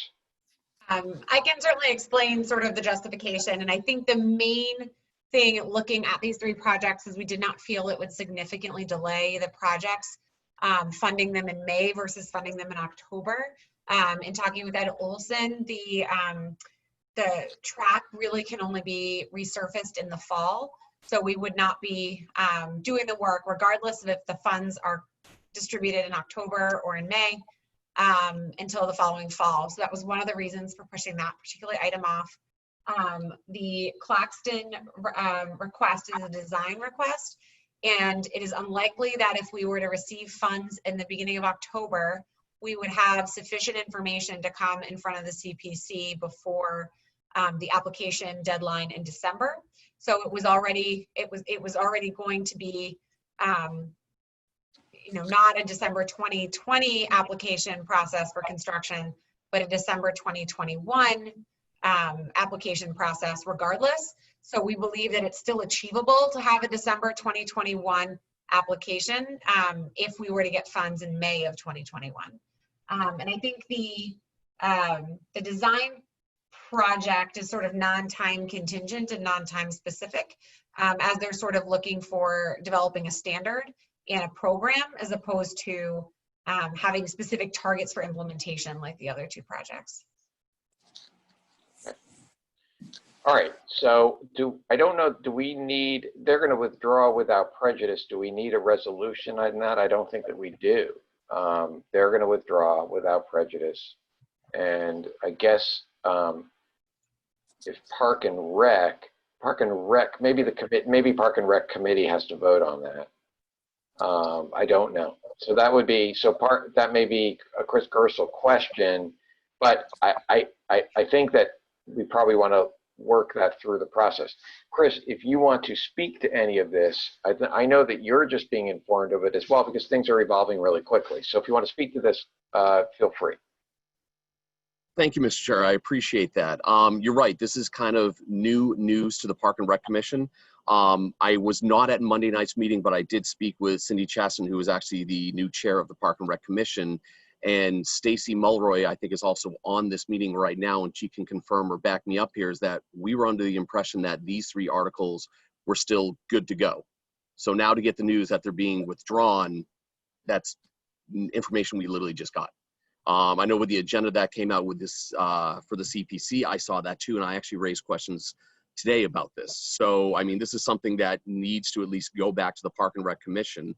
I know we always, default to Ed Olson and his knowledge of the projects, but I can't say yes, withdraw them right now without having a full discussion with the commission. Okay, so fair enough. You're going through the process, and that's what we should be doing. Just putting a marker out there that we may need to have a special meeting. I guess we could hear about it as part of our public hearing, but I'm going to let Karis kind of work that through. But just keep in mind we may need a special meeting. But we got to go through the process. Okay, so now I guess I'm going to take things out of order. Okay, it's a little late in the evening, and I've heard hands go up. So Rick, let's start with you, Rick Zambone. Yeah, Peter, I just had one question with respect to these 3 articles. I remember some discussion about the resurfacing of the track, and I just wanted to follow up with a question, and perhaps someone could get back to us. Is there any safety issue with respect to that track if it's not resurfaced? Because we're looking at 2 years out.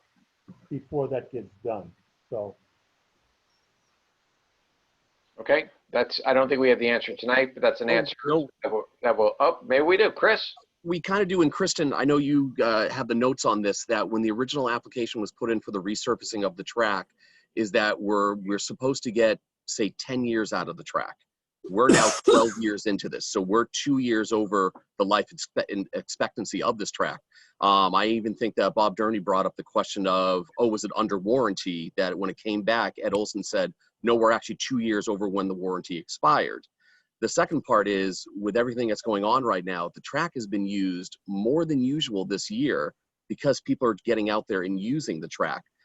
I can't say that it's not going to be a safety issue, but when you're getting more use out of a track and it's 2 years over its life expectancy, there could be issues that holes could develop in the surface of the track and make it a hazard for some people on that track. Well, I mean, you're speculating though, right? But someone asked, could it be a problem? It could. I can't say it couldn't. But I would just like it. I know that, but are you speaking as an expert or as a layperson? No, I'm speaking of the information that was presented to us. Okay. All right. Okay. I just wanted to get an answer. I mean, it's an important question. I just want to know that we have an answer that is reliable. And I'm not impugning your statement, but I just want to make sure yeah. Okay. So I still think the question's open. Okay. Is it going to be a safety issue? Okay. Paul Albert. I just want to point out that in the planning board, we usually, in fact, I can't think of a time when we didn't. When we have our public hearings, we also schedule regular meetings for the same night. And so usually we have our public hearings first, and then we take up the rest of the business of our meeting. So I would think that we could just tack this on to September 2nd. Thank you, Paul. That's great. Thank you for that information. And the lawyer in me has a question. Without prejudice to what? I mean, why do we have the words without prejudice here? Do we have some sort of rule that if you withdraw an application, you can't reapply? No, I think they just wanted to make it clear that they were going to reapply. So the intent was, they had asked if CPC could defer the article. And if I looked at our normal process, because we view it on a cycle, I suggested it was a better option for them to withdraw and then reapply. So it's indicating there's a reapplication that's intended for December of 2020. When we get to it, if we have to take a vote, which I don't know that we do, I think the words without prejudice are not appropriate. Kristen can correct me if I'm wrong. I know we've had withdrawal of applications in recent times. Have we required a vote in the past on accepting that withdrawal? Yes, we had to accept the withdrawal of both the Walker Pond and as well as we voted this last term to reject eligibility for the town clerk's article without prejudice as well. That was a determination of eligibility, but Walker Pond, we actually had a resolution accepting their withdrawal. We did. Okay. I can double check, but I'm pretty sure we had a motion to accept the withdrawal. Okay. Don't know. Okay, that seems unusual. Who was the chair at that time? Okay. Record shows it is you, Mr. Chair. Gotta talk to that guy. Okay, so any further questions on these three town articles and the proposal that's kind of out there that they be withdrawn without prejudice? All right, so I think the way we stand is Chris Gersel is going to be meeting with his committee, the Park and Rec Committee. They're going to have a discussion about whether or not to withdraw the proposal. And then we will take up that matter again at our September 2nd public hearing, after the public hearing. Peter, can I make a recommendation? Sure. Either I'm going to suggest that we push our public hearing to 8 o'clock or we meet at 7 to have that discussion. And the only reason is I would hate for us to have to do a presentation on articles that are going to be withdrawn anyways. Excellent. That may be a reason why we should have, well, okay, that's great. That's a great idea. I can meet at 7. We have a little more flexibility because we're meeting by virtually. All right, Rick.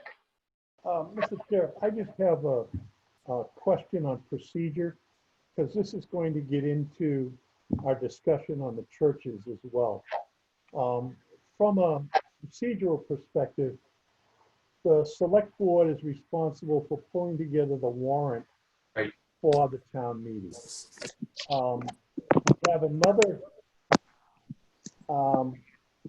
the Park and Rec Committee is responsible for submitting articles to us for consideration. And then we get that. And it seems to me, I don't know what the procedure is. Under whose authority do we move forward or not move forward on these articles? Do we have to wait to hear back from the Park and Rec Commission? Or do they have to get in touch with the selectmen before we can do this? Because this is going to kind of roll up all into our discussion on the churches, you know, as to who the sponsoring party is and how is it handled and the jurisdictions and so on and so forth. And I'm just a little confused.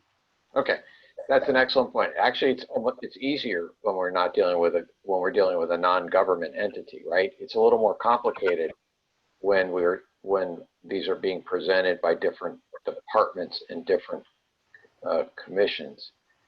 So I think your question is, is the select board ultimately a decision maker in terms of going forward with a town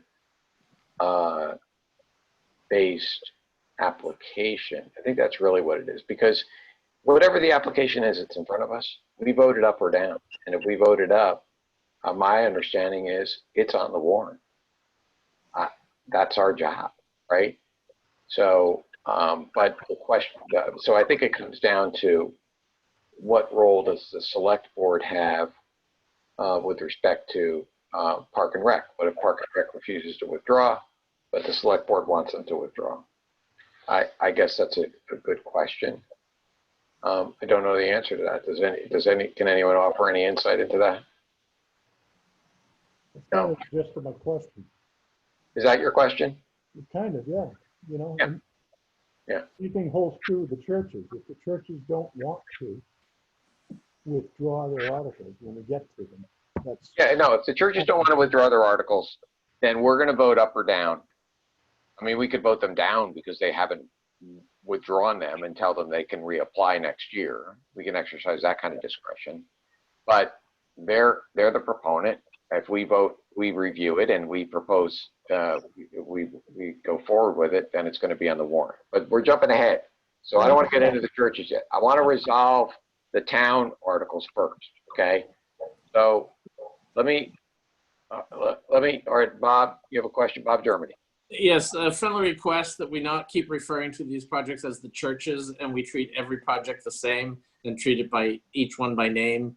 They are a proponent just like everybody else. Okay, all right, we'll refer to them. Well, the only reason that I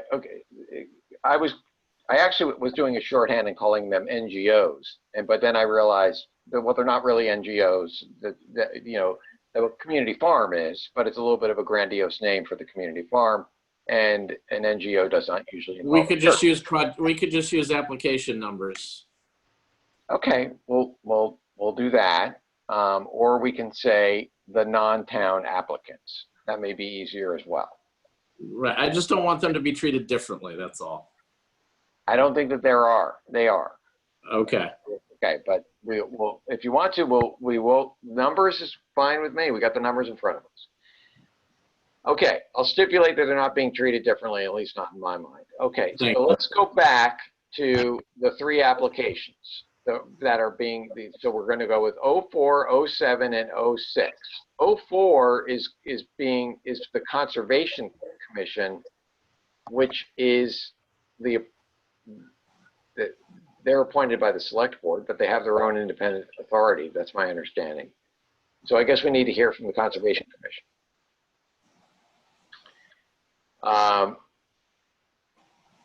And I think that the same would apply with respect to the Park and Rec Commission. I think it's fair, you know, for these bodies to exercise the decision-making processes that we expect them to exercise. So what I would say is, the question for Chris is, how soon can you get this question on your agenda? You were just informed about this request, if you will, this evening.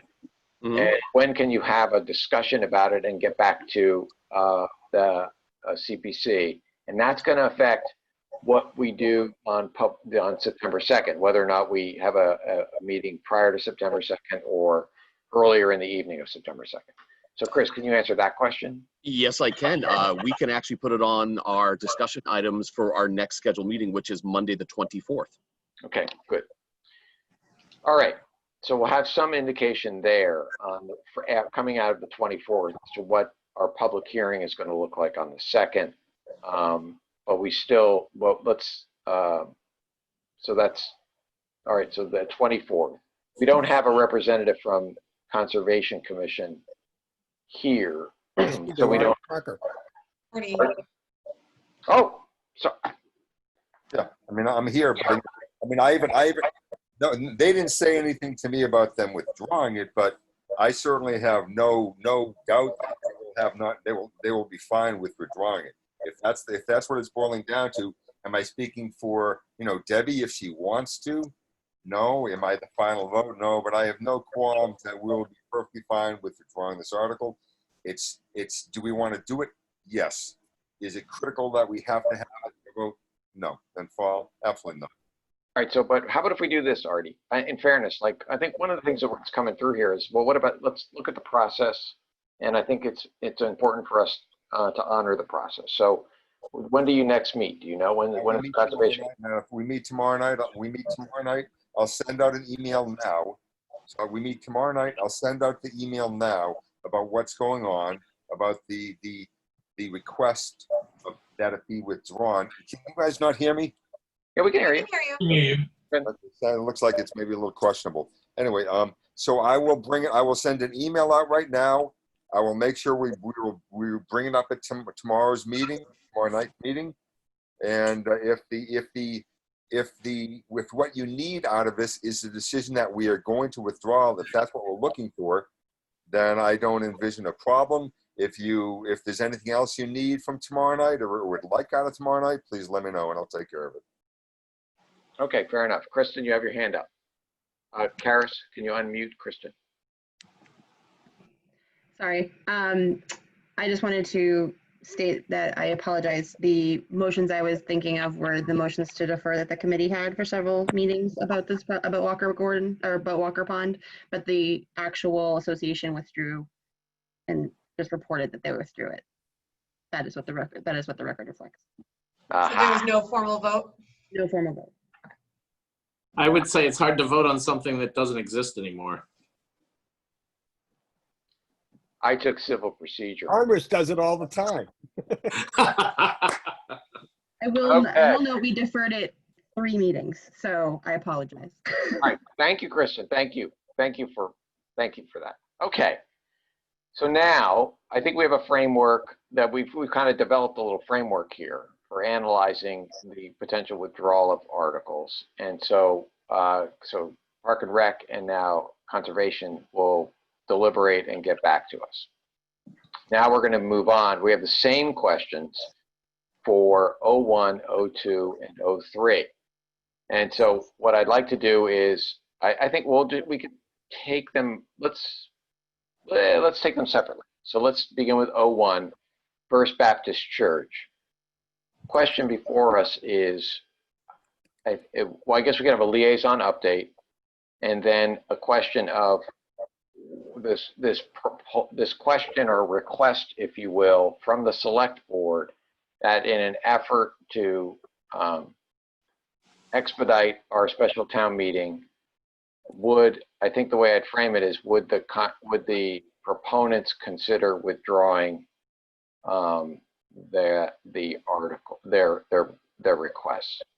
So let me start let's start with our First Baptist Church 01.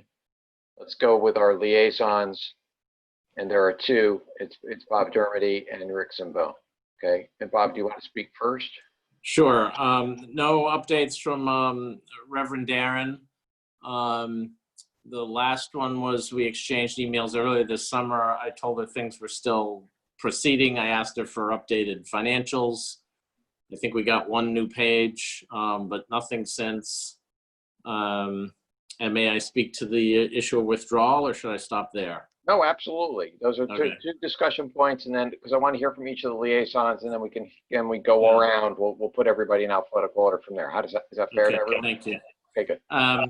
I've been thinking a lot about this. I've spoken to Peter several times. I've spoken to Rick. I've spoken to Joe. I also had a call directly from a select board member. And I find that very interesting, why I think I might sound like the churches are being treated differently because of that call, which obviously our colleague Chris knew nothing about these other articles being withdrawn.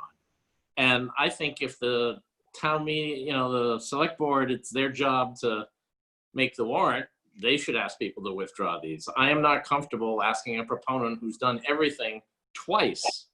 We've already extended them once. I'm not comfortable asking them to withdraw without more information from the select board as well. The select board person was Dan Matthews.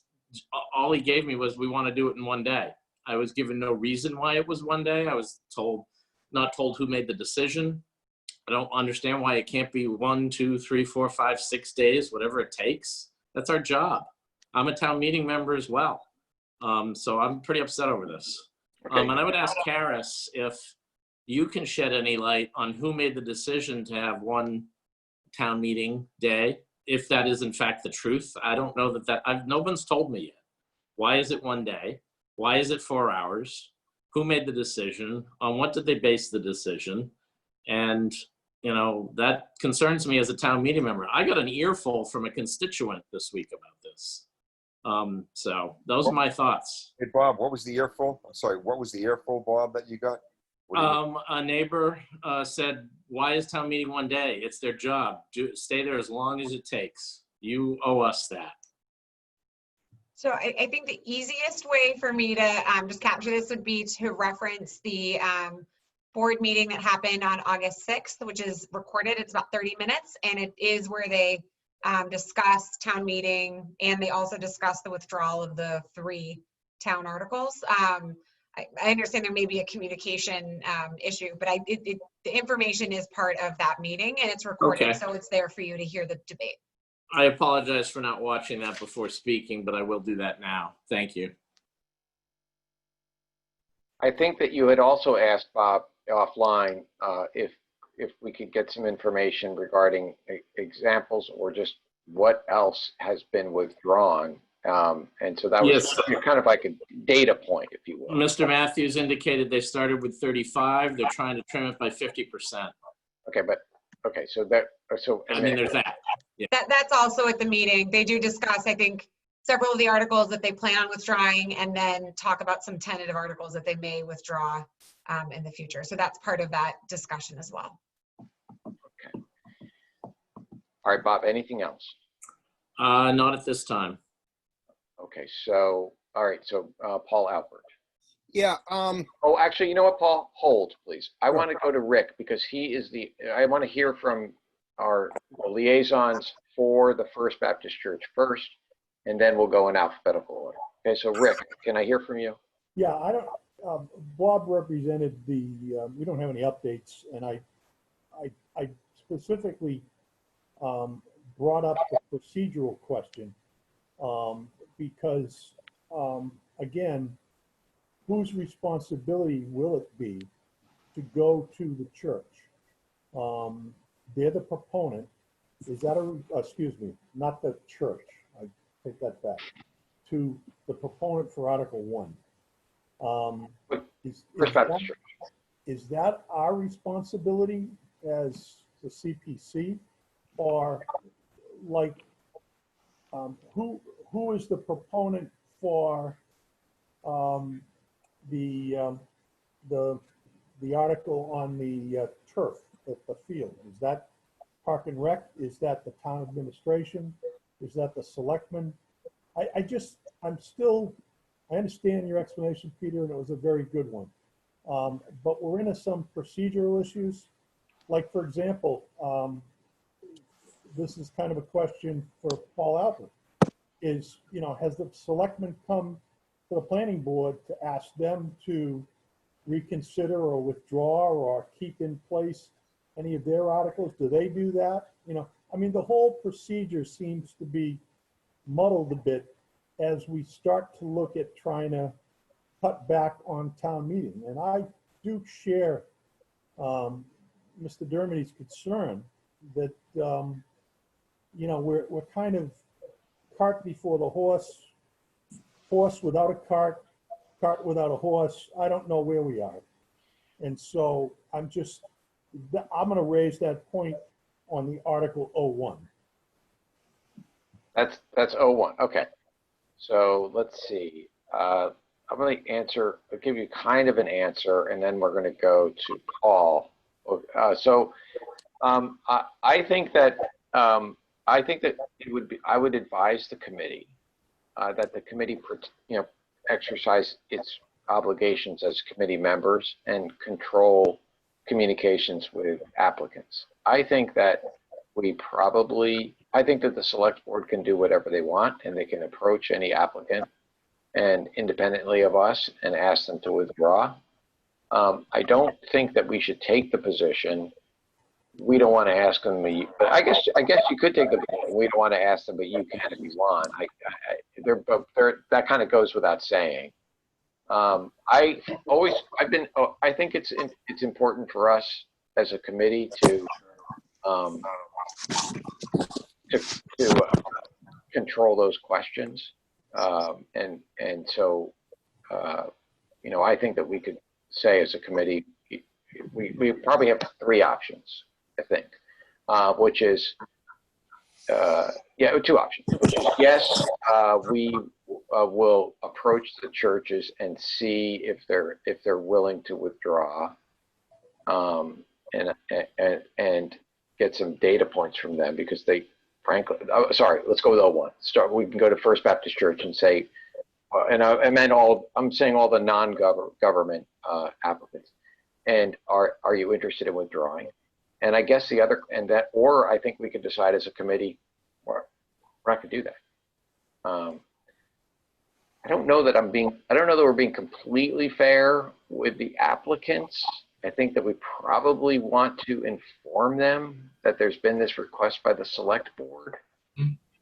I think that we need to inform them of that. And we could say that the committee hasn't taken a vote, and we're prepared to vote up or down on the merits and move forward. I think that's probably I think that's probably being fair to everyone, because we don't want the First Baptist Church to hear from some third party that there was this request by the select board, and we met as a committee and said we're not even going to bring that down. I don't agree with that. Okay. So it's almost that I don't know if I've answered that question, but I would think that we should try to control those questions, because that makes us. That's kind of what our job is, if you will. I don't really like to punt and say we don't want to decide that, but you guys can you can go talk to them. I don't really think that's. I think we should. I think we're better than that. That's what I think. All right, so I think that's answered that question, but we have a lot. Let's go on now to alphabetically. Let's go with Paul Albert. Yes, thank you, Mr. Chairman. I'll start at the end to answer Rick's question about whether the planning board has been approached. And the simple answer is no. But the long answer is that there is only one planning board article that is scheduled for the October town meeting. Planning board is under pressure from the select board and from some other town officials to only bring zoning articles in the spring to begin with. And we've been under pressure for this for quite a long time. So we are postponing kind of indefinitely at this point, but probably until the spring, the Highway Commercial 1, the Muzzy Ford and Channel 5 parcels that have been discussed. And part of that is because of the COVID situation and not bringing articles in the fall. The one article that we are bringing is for a development for the Carter building. It used to be which was Wingate, and has been vacant. And the proponents of that, the developers, have made it clear that if they can't get this through in the October town meeting, they're going to walk away. And the select board is in favor of having that happen. So, Having them walk away or having it? No, having those developers refurbish that. Yeah, building. this is what I'm talking about. Yeah. Sorry. Yeah, exactly. So having said all that, the reason I was raising my hand was to support Bob Dermody and what he was saying as a town meeting member. We had the April town meeting in one night because we were told everything's going to be pushed off to the fall, and we'll have multiple nights in the fall to handle all the things that we couldn't handle in April because of COVID. Yes, it's our job. I agree with that. If it takes a few nights, we should be there a few nights. So, but and in terms of the particular 20-01, we've been talking about this for a long time. I think, and I know that I'm supposed to be recused, but still, I mean, that's a deterioration of that building that's been going on for a long time. And I don't know how much longer they can wait to make those repairs before those columns just fall apart. But on the other hand, the question is, they have to come up with some other money, and because of COVID, are they not going to come up with the other money in the short term anyway? So, No, let me just address that, which is, no, they have it. They're fully funded. We've seen their financials. They have their endowment that they can use. Well, if we're going to approve that project, as I see those columns as that's been deferred for so long that it's, I don't know what's going to happen. Okay. Physically. All right, let's continue alphabetically then. Joe Barnes. Could I just have a comment on Paul's statement? You talked about the developers for the old Wingate. You meant Avery Manor, did you? The Carter building? I'm sorry. You're right. Okay. Avery Manor. I misspoke. All right. You do that. Need clarification. Okay, good. Yes. It's the old Carter building. Yeah. Old Carter Mill. Right. Which became Avery. Right. Crossing Avery Mill. I still have a pair of underwear from that building. Thanks for sharing, Artie. Okay, I wanted to know, Artie. What's that about? Okay. Joe, any other comments? Now we're dealing with 01. No. Okay, Artie, comments on 01. Yeah, the comments, especially 01 is that the comment is that, yeah, I agree that there's concern about it's been deteriorating.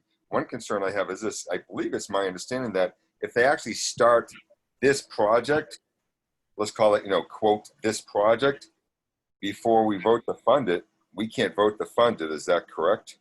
Yes, correct. Okay. So we don't know, so that's a concern.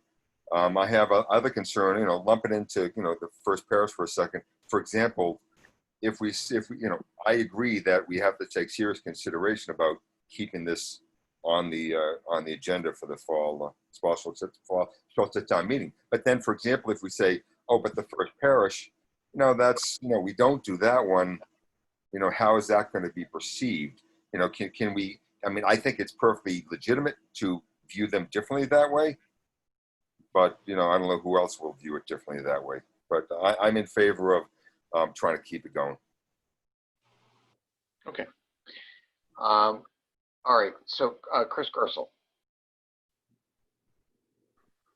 No real other comment. I mean, I know the people in front of you spoke very clearly about it, and I supported that. I think we need to keep as many, if not all of these articles on. Mr. Germany, I think, summed it up, is that it seems like we're trying to make town meeting convenient for people. Why? I mean, it's not convenient for the proponents. If we're trying to do it in 4 hours, okay, great, but we're kind of shortening the people's and our responsibility as town meeting members just because we want to keep it short. I don't think that's an answer I can stand behind. Okay. So what we have just in terms of the schedule is, I think it's October 4th, which is a Sunday. Is that correct, Karis? And then what we have for a second day, which they anticipated to be a rain date, which would be the following Sunday, which is October 11th. And these would both be outdoor town meetings. Okay. So just so you have that information in front of you. I don't know that there's a date in addition to the 11th, but likely it would be that they would probably schedule a third date, which would be the 18th. Okay. So, and now we're up to Penny. Penny, can we hear from you? I don't quite understand why these churches are being asked to withdraw their requests. Okay, so everyone was being asked to withdraw their requests. Yeah, in order to shorten the meetings? Correct. Correct. But there's a real need here. That looks like there's real deterioration happening. But I would not be in favor of withdrawing them. Okay. So what I wanted to emphasize procedurally is that that's kind of a discussion that, or a decision to be made by the proponent. So just like Park and Rec is making their decision about whether or not to withdraw, and the same for the thing for the Conservation Commission, then the same question would be posed to each of the First Baptist Church, First Parish Church, and Needham Community Farms. But so that's well, what I'll interpret what you're saying is, if they believe that there's an urgency, First Baptist Church, then you're in support of voting it and determining it and making a deliberation and then having it appear at town meeting. Is that right? I am, and I'm going along with what's been said by several people here, that it's our job. The town meeting members have a job that they've accepted, and if it's going to take more than one night, that's the breaks. Looks like things have been put off as it is, so. Okay. And are we all, I want to are we all town meeting members? Is everyone here a town meeting? I am not. Okay, so what you should be aware of is that you, as a non-town meeting member, are expected to be at town meeting at the time while these articles are being deliberated. Because what we do is we have a meeting, open the meeting, and then the articles are presented. We're basically having an open meeting at that point, and there may be questions that arise during the course of the floor debate, and we make decisions at that time. So the committee has to be present. I just want everyone to know that the committee must be present when we're presenting these articles. Okay. I understand that, and my husband, my son, and my daughter-in-law are all members of town meeting, so we'll all be there. Great. Okay. All right. So now the question, I don't know that we should, I guess we might as well pose this, which is, I think in fairness to First Baptist Church, I'm thinking this through, but I think what we want to do is approach them, have our liaisons approach the church, inform the church that I think we need to make a fair presentation. Inform the church that the select board is making an effort to shorten town meeting in order to expedite it and get it done in one day. We're having an outdoor meeting. It's all related to the COVID pandemic. They've asked the CPC, and they've made an effort to have all articles withdrawn. And there are some articles that are not being withdrawn. One of them, I think, is the emergency rental assistance. And I think we need to have it. I think now, hearing from everyone, I spoke out of turn about the Needham Community Gardens, because I was viewing this in terms of, well, we know that we're going to have a robust debate with respect to the funding for some of these articles, including, making an assumption, including the First Baptist Church and the First Parish Church, in light of the Kaplan case and the fact that these are churches. And I mean, I'm just. That's fair. Yeah. So, so I think that, I guess what I would propose, and I don't know that we need a resolution for this at all, I don't think, is to ask our liaisons to inform the church of this request. Karis, you want to speak on that? Just also add, if you're, when you reach out to the First Parish and the Baptist Church, that we're working on an agreement, and the agreement that we have is a public document. If you want to show them what our current draft is, just in case they want their people to start looking at it to see if there's anything particularly objectionable. It's certainly a good working document, and I'll reach out to Chris tomorrow and find out when he thinks he'll have a revision, but it might just be a good, since you're having those conversations, a good conversation to have as well. Okay, so how do you, I'm kind of coming up with some general, parameters here. It's going to be a verbal communication. I think I feel comfortable with that, but if I'm welcome to hearing from anyone about what I've just said, which is inform them, but also inform them what the sense of this board is, which is that we're going to have the proponents make that decision. We'll vote it up or down on the merits, and we'll go from there. Make sense? Bob.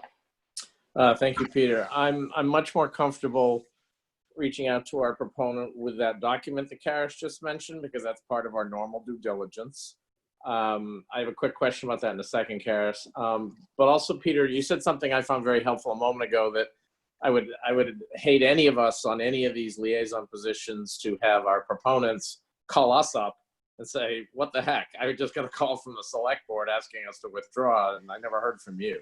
So I think that was a really good way to put it, Peter. And I would be comfortable framing it that way to them, that we're doing our due diligence still. It may taking a more unique form now, but we want to inform you of this and tell them what I know. I will do more due diligence, watch that video and try to understand. I'm more concerned about the whys and wherefores. I mean, I don't know information yet, and that concerns me. I may end up agreeing with it, but I just don't know the information yet. No one has told me yet, or I haven't watched the video yet, but why this is happening. So that's why I'm uncomfortable going to the church saying, will you withdraw for some vague reason? This paraphrase or this cliche if we want to make it shorter. I don't know that that's true. So I want to be very careful about that. My question for Karis, quickly, and then I'll finish. How do you recommend sharing the document? Should I forward what was forwarded to me and make sure that it's clear that it's a draft, that kind of thing? Yeah, I would just say that's what we had for our discussion at our meeting. Like I said, this meeting will get posted online as well if they want more context. So they'll hear all the comments that you guys have. And they'll be able to see, whatever, just the baseline of what it is we're asking. Yeah, I think that's a great idea. Yeah, they should see that. Okay. Thank you.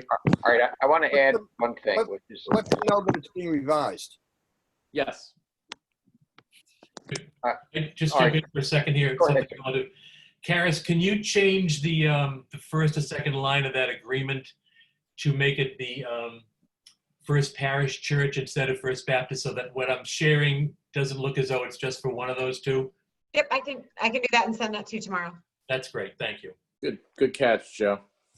All right, so two things. First of all, I do think we should invite the select board to communicate with the proponents. I think that we want to control we want to control our committee as much as we can. And we could actually say to the proponents, if you go to the First Baptist Church, hey, we've had this request and here's where we're at. But, and you may hear from the select board. And I don't want to box out the select board. But I want to be fair to everyone. If we were not a strong board, if we were just lost in the woods, and the select board would take control. So my point on all of this is, if there's good news or bad news that has to be delivered with respect to any proponent that comes, any application that comes before us, we're good enough at this job that we should control it. We don't need people to do our job for us. So we want to go out and we want to communicate that, and we can control the agenda. And we should be fair with the select board and say you are free to call the reverend. And in fact, I told her that you may be calling her, right? And so you should do that. Now, what I need to come out of here with, though, look, we need to come out of here with some sense of what the communication is going to be. So Bob is saying, well, I'm going to look at this. I'm going to look at the select board tape, and I may change my mind. So I guess we should all look at that. Okay, that's a data point. My understanding, Karis, is that the select board was actually going to have further discussions regarding this at a meeting for this Thursday too, as well. Do you have any sense of that? I'm not aware of that. I know they have a meeting on Tuesday, the 18th. Okay, so then maybe that is just the Thursday meeting. So it's the tape. Maybe we should all look at that. I think we need to communicate, though, with these non-government applicants. Okay, so let's go with Rick. You have your hand up. Yeah, I'm live here. Peter, I think it's also incumbent upon us as a committee, and it seems like there's pretty much unanimous consent here by the committee members that we need to get a message back to the select board members that we're a bit troubled with the process. And the whole concept of how we go about this, and we made a concerted effort last spring to postpone the articles with the full intent of addressing every one of those in the fall.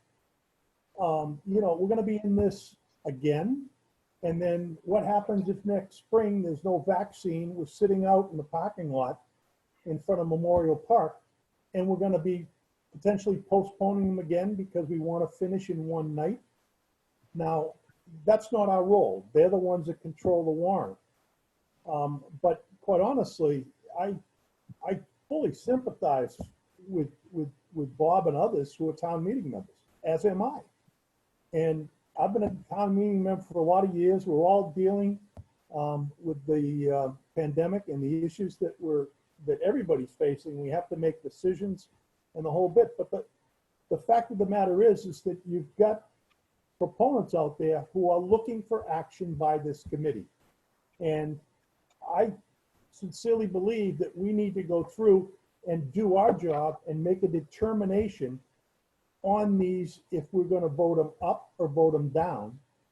And if we're going to recommend voting them up, then we leave it up to the selectmen whether they're going to put it on the warrant or not. That's their prerogative, that's their job. But I think our job in this situation is to take action on each one of these items and at least go back and tell the proponents where we are. And I'm still not clear as to who the proponent is on the resurfacing of the track, whether that's the town manager and staff, or is that Park and Rec Commission?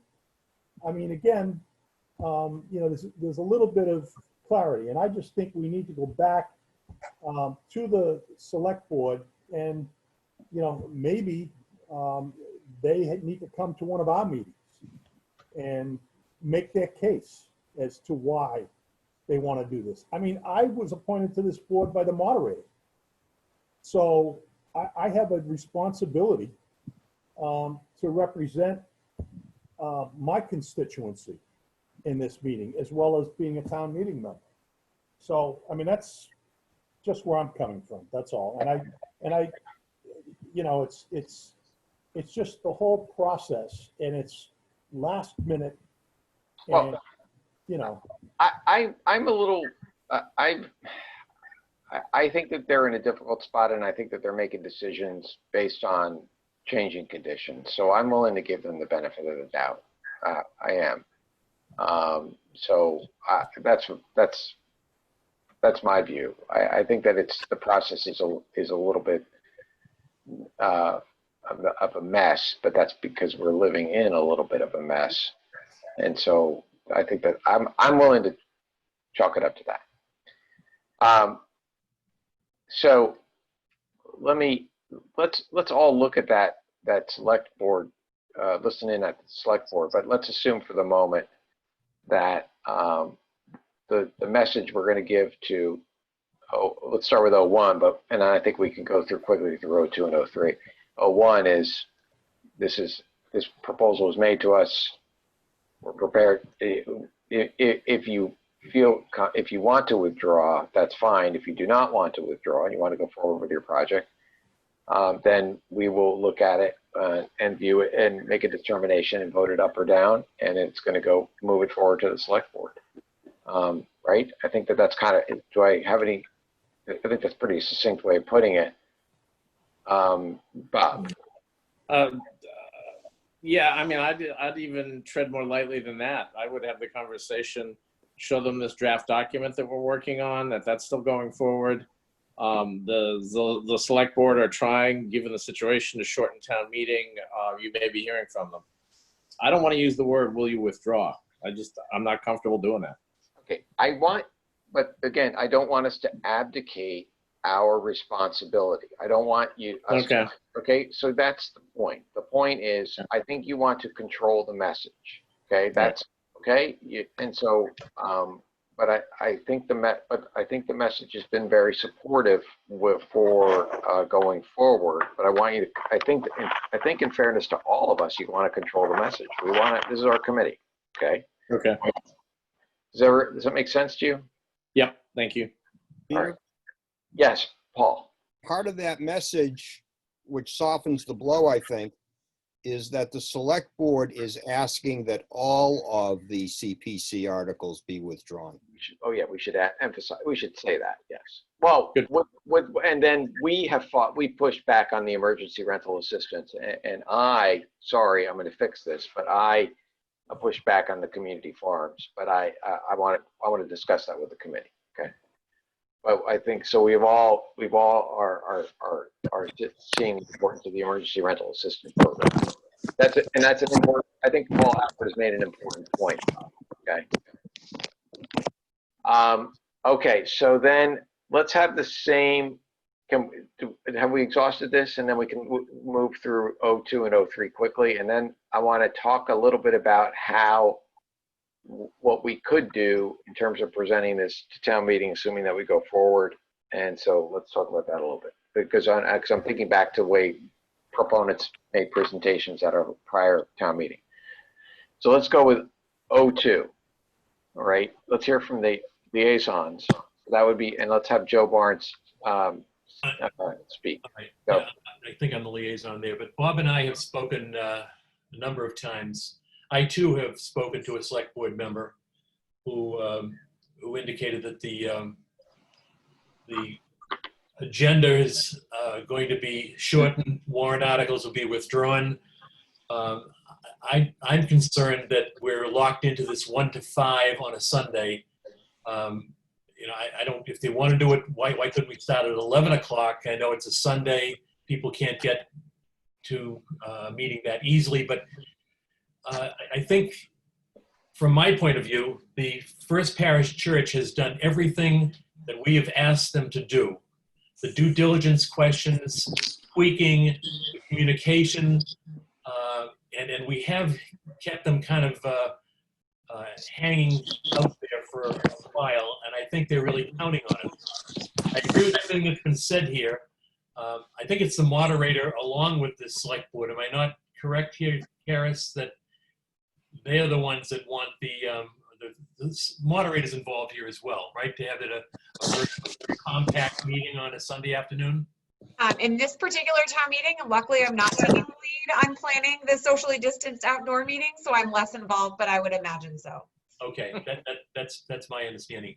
Another suggestion that was made to me by someone there is to, if you decide that you want to maintain the articles, put them at the end of the meeting. Have them request that they put at the end of the meeting so it's more open-ended. There's all the stuff that they want to get done can be done earlier in the meeting, and hours with more opportunity for discussion could take place at a later time. I also feel, is what other people said, I would like to represent our constituents. We're also town meeting members, and we don't want to be rushed through the important work that we have to do. So I would request that we hold the line a little bit here, certainly communicate with our constituents, but in no way recommend that they withdraw. That's all. Okay, so that's on 01. Excuse me, 02. That's our liaison is Joe Barnes, and then Rick. Oh, I'm sorry, Bob. You're the second liaison, correct? Yeah, and as I mentioned before, Joe and I had communicated via phone, as we've done throughout. He's sort of taken the lead liaison, first chair, if you will, and but I concur. I think they have an architect on staff, which I think has really helped them, Carl. So I think that's why they've been very responsive and thorough. So that's to their benefit. And I concur with Joe's report. Thank you. Okay. And now,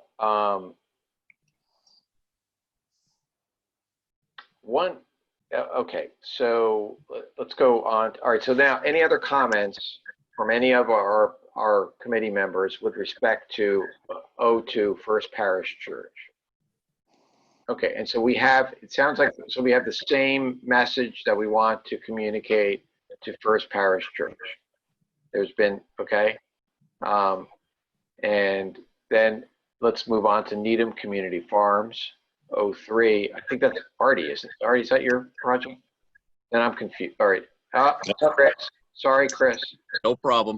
Sorry, I didn't have my cheat sheet in front of me. Not a problem. No new update on this, but I mean, and I appreciate you, talking about it earlier of like, it's a great, project that they're doing here. So to kind of, help them with the community, especially with the times that we're going through, I would say we want to kind of keep this one on the docket too. But if everyone else is asking, or at least talking to their, proponents about it, I will bring it up to the, to the proponents. But I mean, yes, they were asked to not present, or we just said we're going to move them to the fall meeting, and now we're going to maybe ask them again. I know they're not going to like that answer. So, but I will definitely bring it to them. I would say that, bring it to them. And also you want to say that the select board may, of course, be contacting them as well. Sure, definitely. All right, so I think that what we will do is, so the way to visualize this is we will be for any of the articles that go forward, we're going to, I imagine that we'll end up recording our presentations the way that there were recordings in our spring meeting. So, and the nice thing is we aren't limited by time, apparently. At least didn't look that way for me when I listened to the recordings. And so there's flexibility on that. And what I would anticipate with respect to 01 and 02, and we do, I know Bob's admonition that we can't treat them differently, but 01 and 02 are in a special category because of the Kaplan case and the anti-aid amendment. So what I would visualize is a presentation by the liaisons. So you can, imagine Joe Barnes making a presentation on behalf of the First Parish Church. And if I may, what I would anticipate is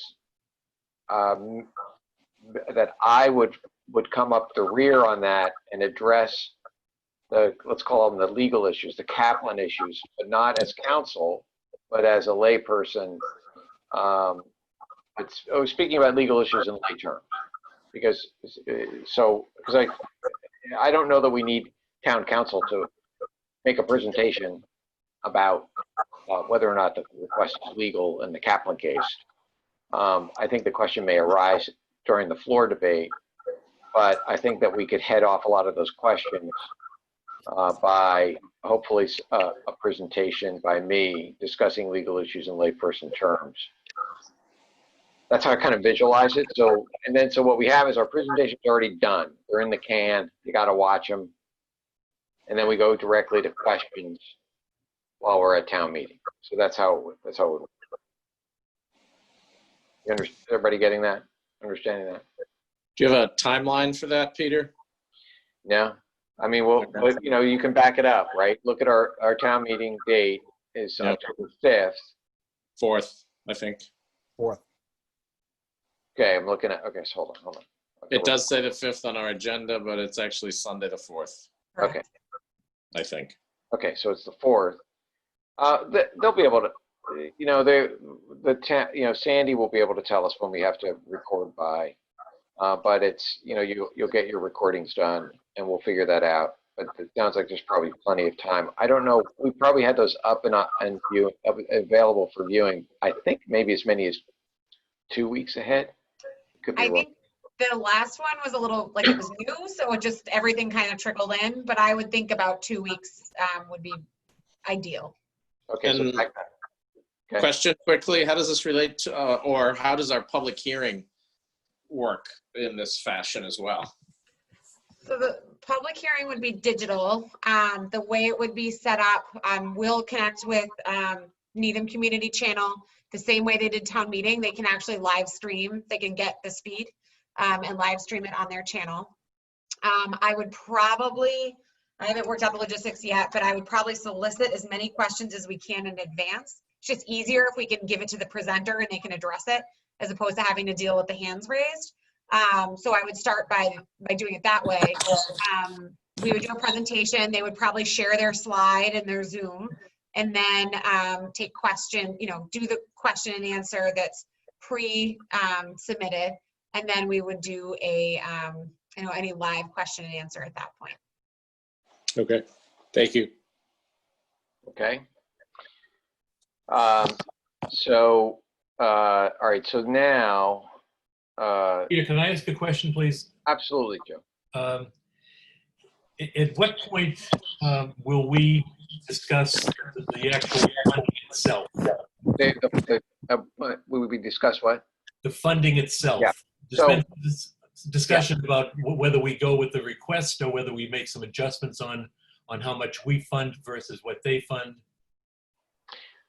That's a great question. I thought about bringing it up tonight, but then I was reminded that we thought we would bring that up after the public hearing. But what I'm worried about because the one applicant there's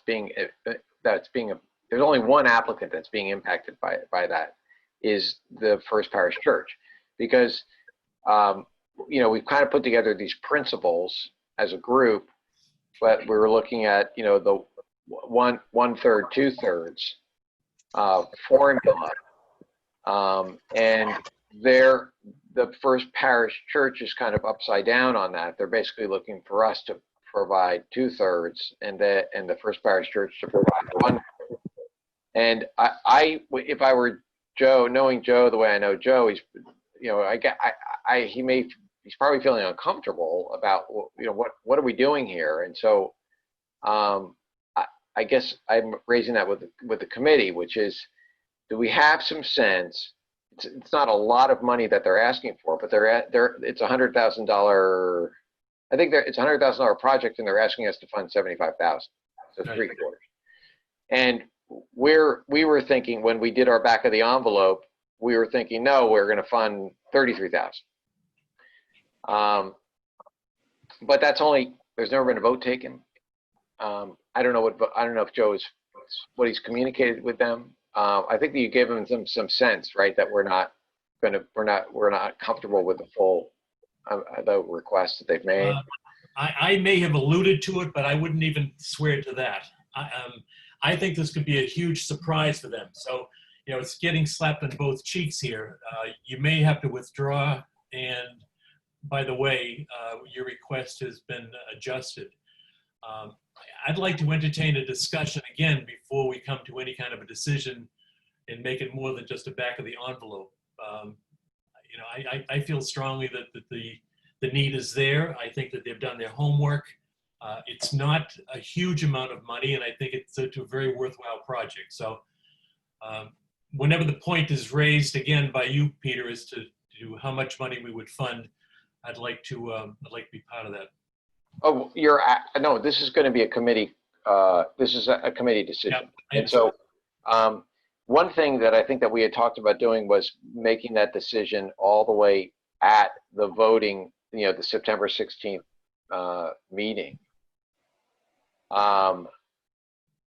And so I think that's where we were at when we last addressed it. But your concern is, you know, like I'm not feeling really comfortable here. So you feel like you're, you know, you're walking them to the altar, for lack of a better metaphor, and then adjusting the terms, if you will. But so I'm open to suggestions on this. Do we want to? We need to have a discussion about it. Yeah. Rick. Peter, I think the warrant has to be out long before the 16th of September. And usually in the warrant, there's a definitive number associated with each article. It's not to be filled in later. Oh, no, it's right. If we were to change it, there'd have to be a motion. So the warrant will likely be printed before you are voting. So if there are items that you vote down, those will be removed at town meeting by the proponents. If there are any that are changed, it will be a motion to amend on the floor. Right, and I was just suggesting that to try and avoid having to amend anything, maybe we have that discussion in the vote on the how much well in advance, so that could be filled in the warrant article when it goes to publication. Okay, so and then it'll just be an up and down vote after that. Okay, can we have that discussion and that vote on September 2nd in connection with the public hearing? I'm asking that of Karis. Before the meeting? Yes. I don't know if we've, and again, Kristen can correct me, usually the adjustment has happened when we vote to approve the project itself. I think it's more the discussion, and we've had conversations before. I think Memorial Park is a good example where we've made clear indication through our deliberation, through the whole process, that the full amount of the request was not something that the committee was really looking at funding, but they weren't writing off the request itself. They were just looking for an amended amount. So I think we could have the same deliberation on September 2nd. So we can get out, what if we did that, Joe? What if we had a discussion on September 2nd? So we developed a sense of the board of where we're going on that funding amount. It gives us the benefit of the public hearing and input. And then, well, no, it won't. Afterwards, we'd have the public hearing. But what if we had that discussion then? And then you could communicate that to them, and you can make your case, you know, to us. My goal in all this was to try and, I thought that it was important for us to have some sort of principles, if you will, in assessing these applications by religious organizations and by the non-government entities. Another way of looking at it too is another way of looking at it is applications made for historic preservation projects.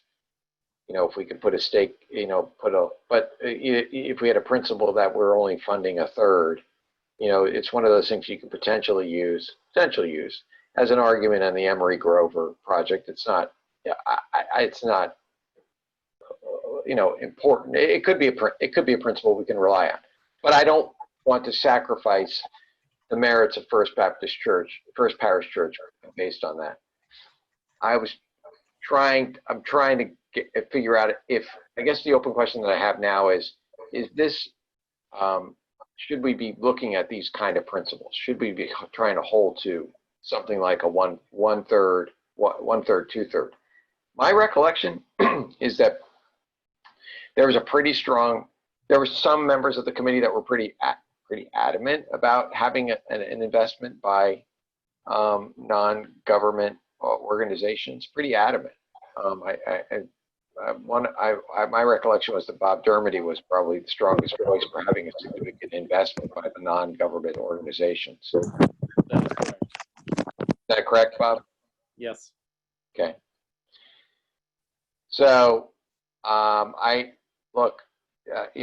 just the chair. I can manage the discussion, but that's kind of, that's all I can say.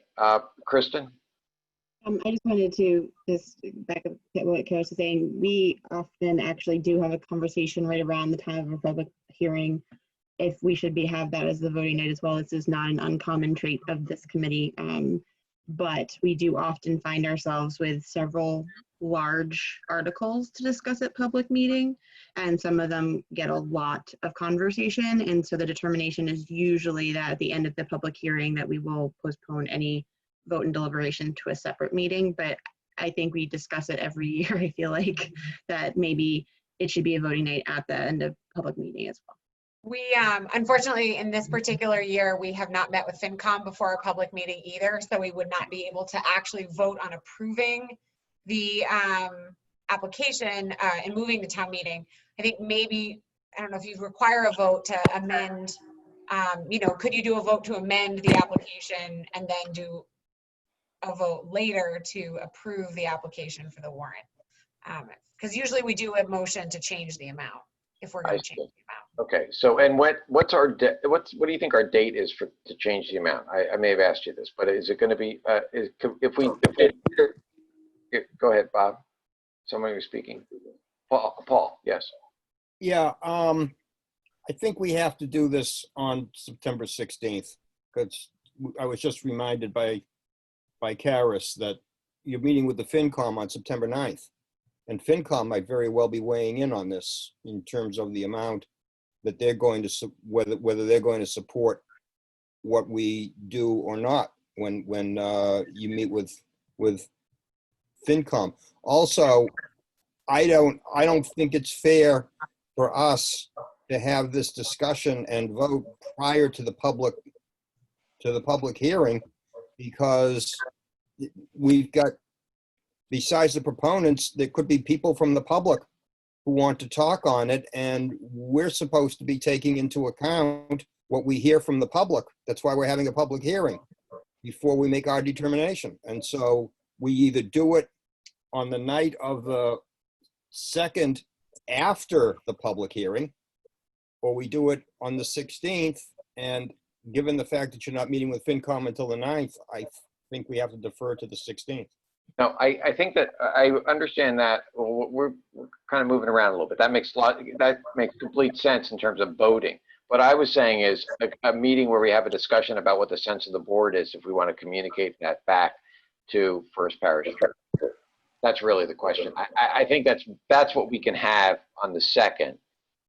That's the best we can offer, and we can have that on the 2nd. Does that make sense to the committee?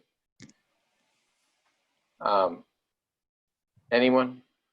Does that make sense? Yeah. Yes. Okay. Fine. Okay, so that way, that gives, Karis, does that make sense to you? Okay, so, and I think it's okay. So it's a discussion, because that one is a little bit of an outlier outside of the principles that we're trying to come up with. And I won't call them the Dermody principles. Please don't. You sure? Yes. We'll call it the Bill Dermody principle. Oh God, don't go there. Bill couldn't handle this committee. Oh God, now that's on a recording. Okay, does everyone feel comfortable with that? Joe, how do you feel about that? That's fine. That's fine. Yep. And then you can make your best case, right? On the 2nd.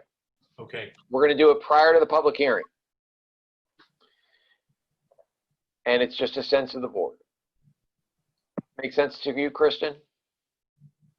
Okay.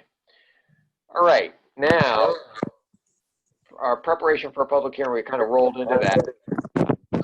So it's a virtual hearing. Do we have any other questions regarding our public hearing? No. Okay, good. Minutes are not approved. Minutes are not available. We're going to withdraw that from their agenda. And we've already discussed the mechanics of how town meeting would proceed. Any other matters that I could not reasonably anticipate? None, right? Any other matters? No. Mr. Chairman, Yes, sir. we haven't decided on liaisons for the Okay. So emergency. thank you, Paul. So may I make a suggestion, because that's the chairman's prerogative. I'm going to suggest that Rick Zambone and Laura Dorfman act as liaisons. And I'll tell you my thinking on it. First of all, Laura was the main protagonist on this project, and so she gets all the credit. And she's dug in a bit already on it, and so that's great. And then I just want to acknowledge with Rick, a couple of reasons. One is that he's got experience with FinCom, but he's also toiled away on the Taxpayer Assistance Board for many years. And so this is kind of a version of that, if you will. And so I wanted to, I think that he has a good sense of people out there who are feeling insecure in their housing. And this is just kind of a different perspective on that. And I thought that I would suggest that Rick be the other liaison on that. So, and I assume I don't know that we pass over, we don't have a resolution on that, but that would be my suggestion. Unless anyone has any strong objections to that, that's my proposal. It's a lot of work they have to do in a really short period of time. Anyone? All right. Kristen, do we need a resolution for that? I don't think we do. I don't think so, right? On the vote of the appointment of the liaisons? Yeah. On Monday. No, it just is appointed. No. All right, so all right, Rick and Laura, you still willing to serve in that capacity? Laura had to step off, but Laura's there. I came back, sorry. But yes. Okay, good. And Rick? Yep, sure. Great. All right, thank you for doing that. Thank you, Laura. Okay, and I think with that, we're going to have a motion to adjourn. Move we adjourn. Second. All right, hold on. I need to get names. The record, we need to make the record. Paul Alpert moves we adjourn. And our second is Penny Kirk. Chris Kirstel. Okay, second is Chris Kirk. Okay. Discussion. Hearing none, let's have a vote. We have to go roll call. Paul Alpert. Yes. Barnes. Yes. Crocker. Yes. Dermody. Yes. Dorfman. Yes. Purcell. Aye. Kirk. Aye. Zambone. Yes. And Pingator, aye. All right, thank you very much. Thank you. Thanks, everybody. Good night. Thanks.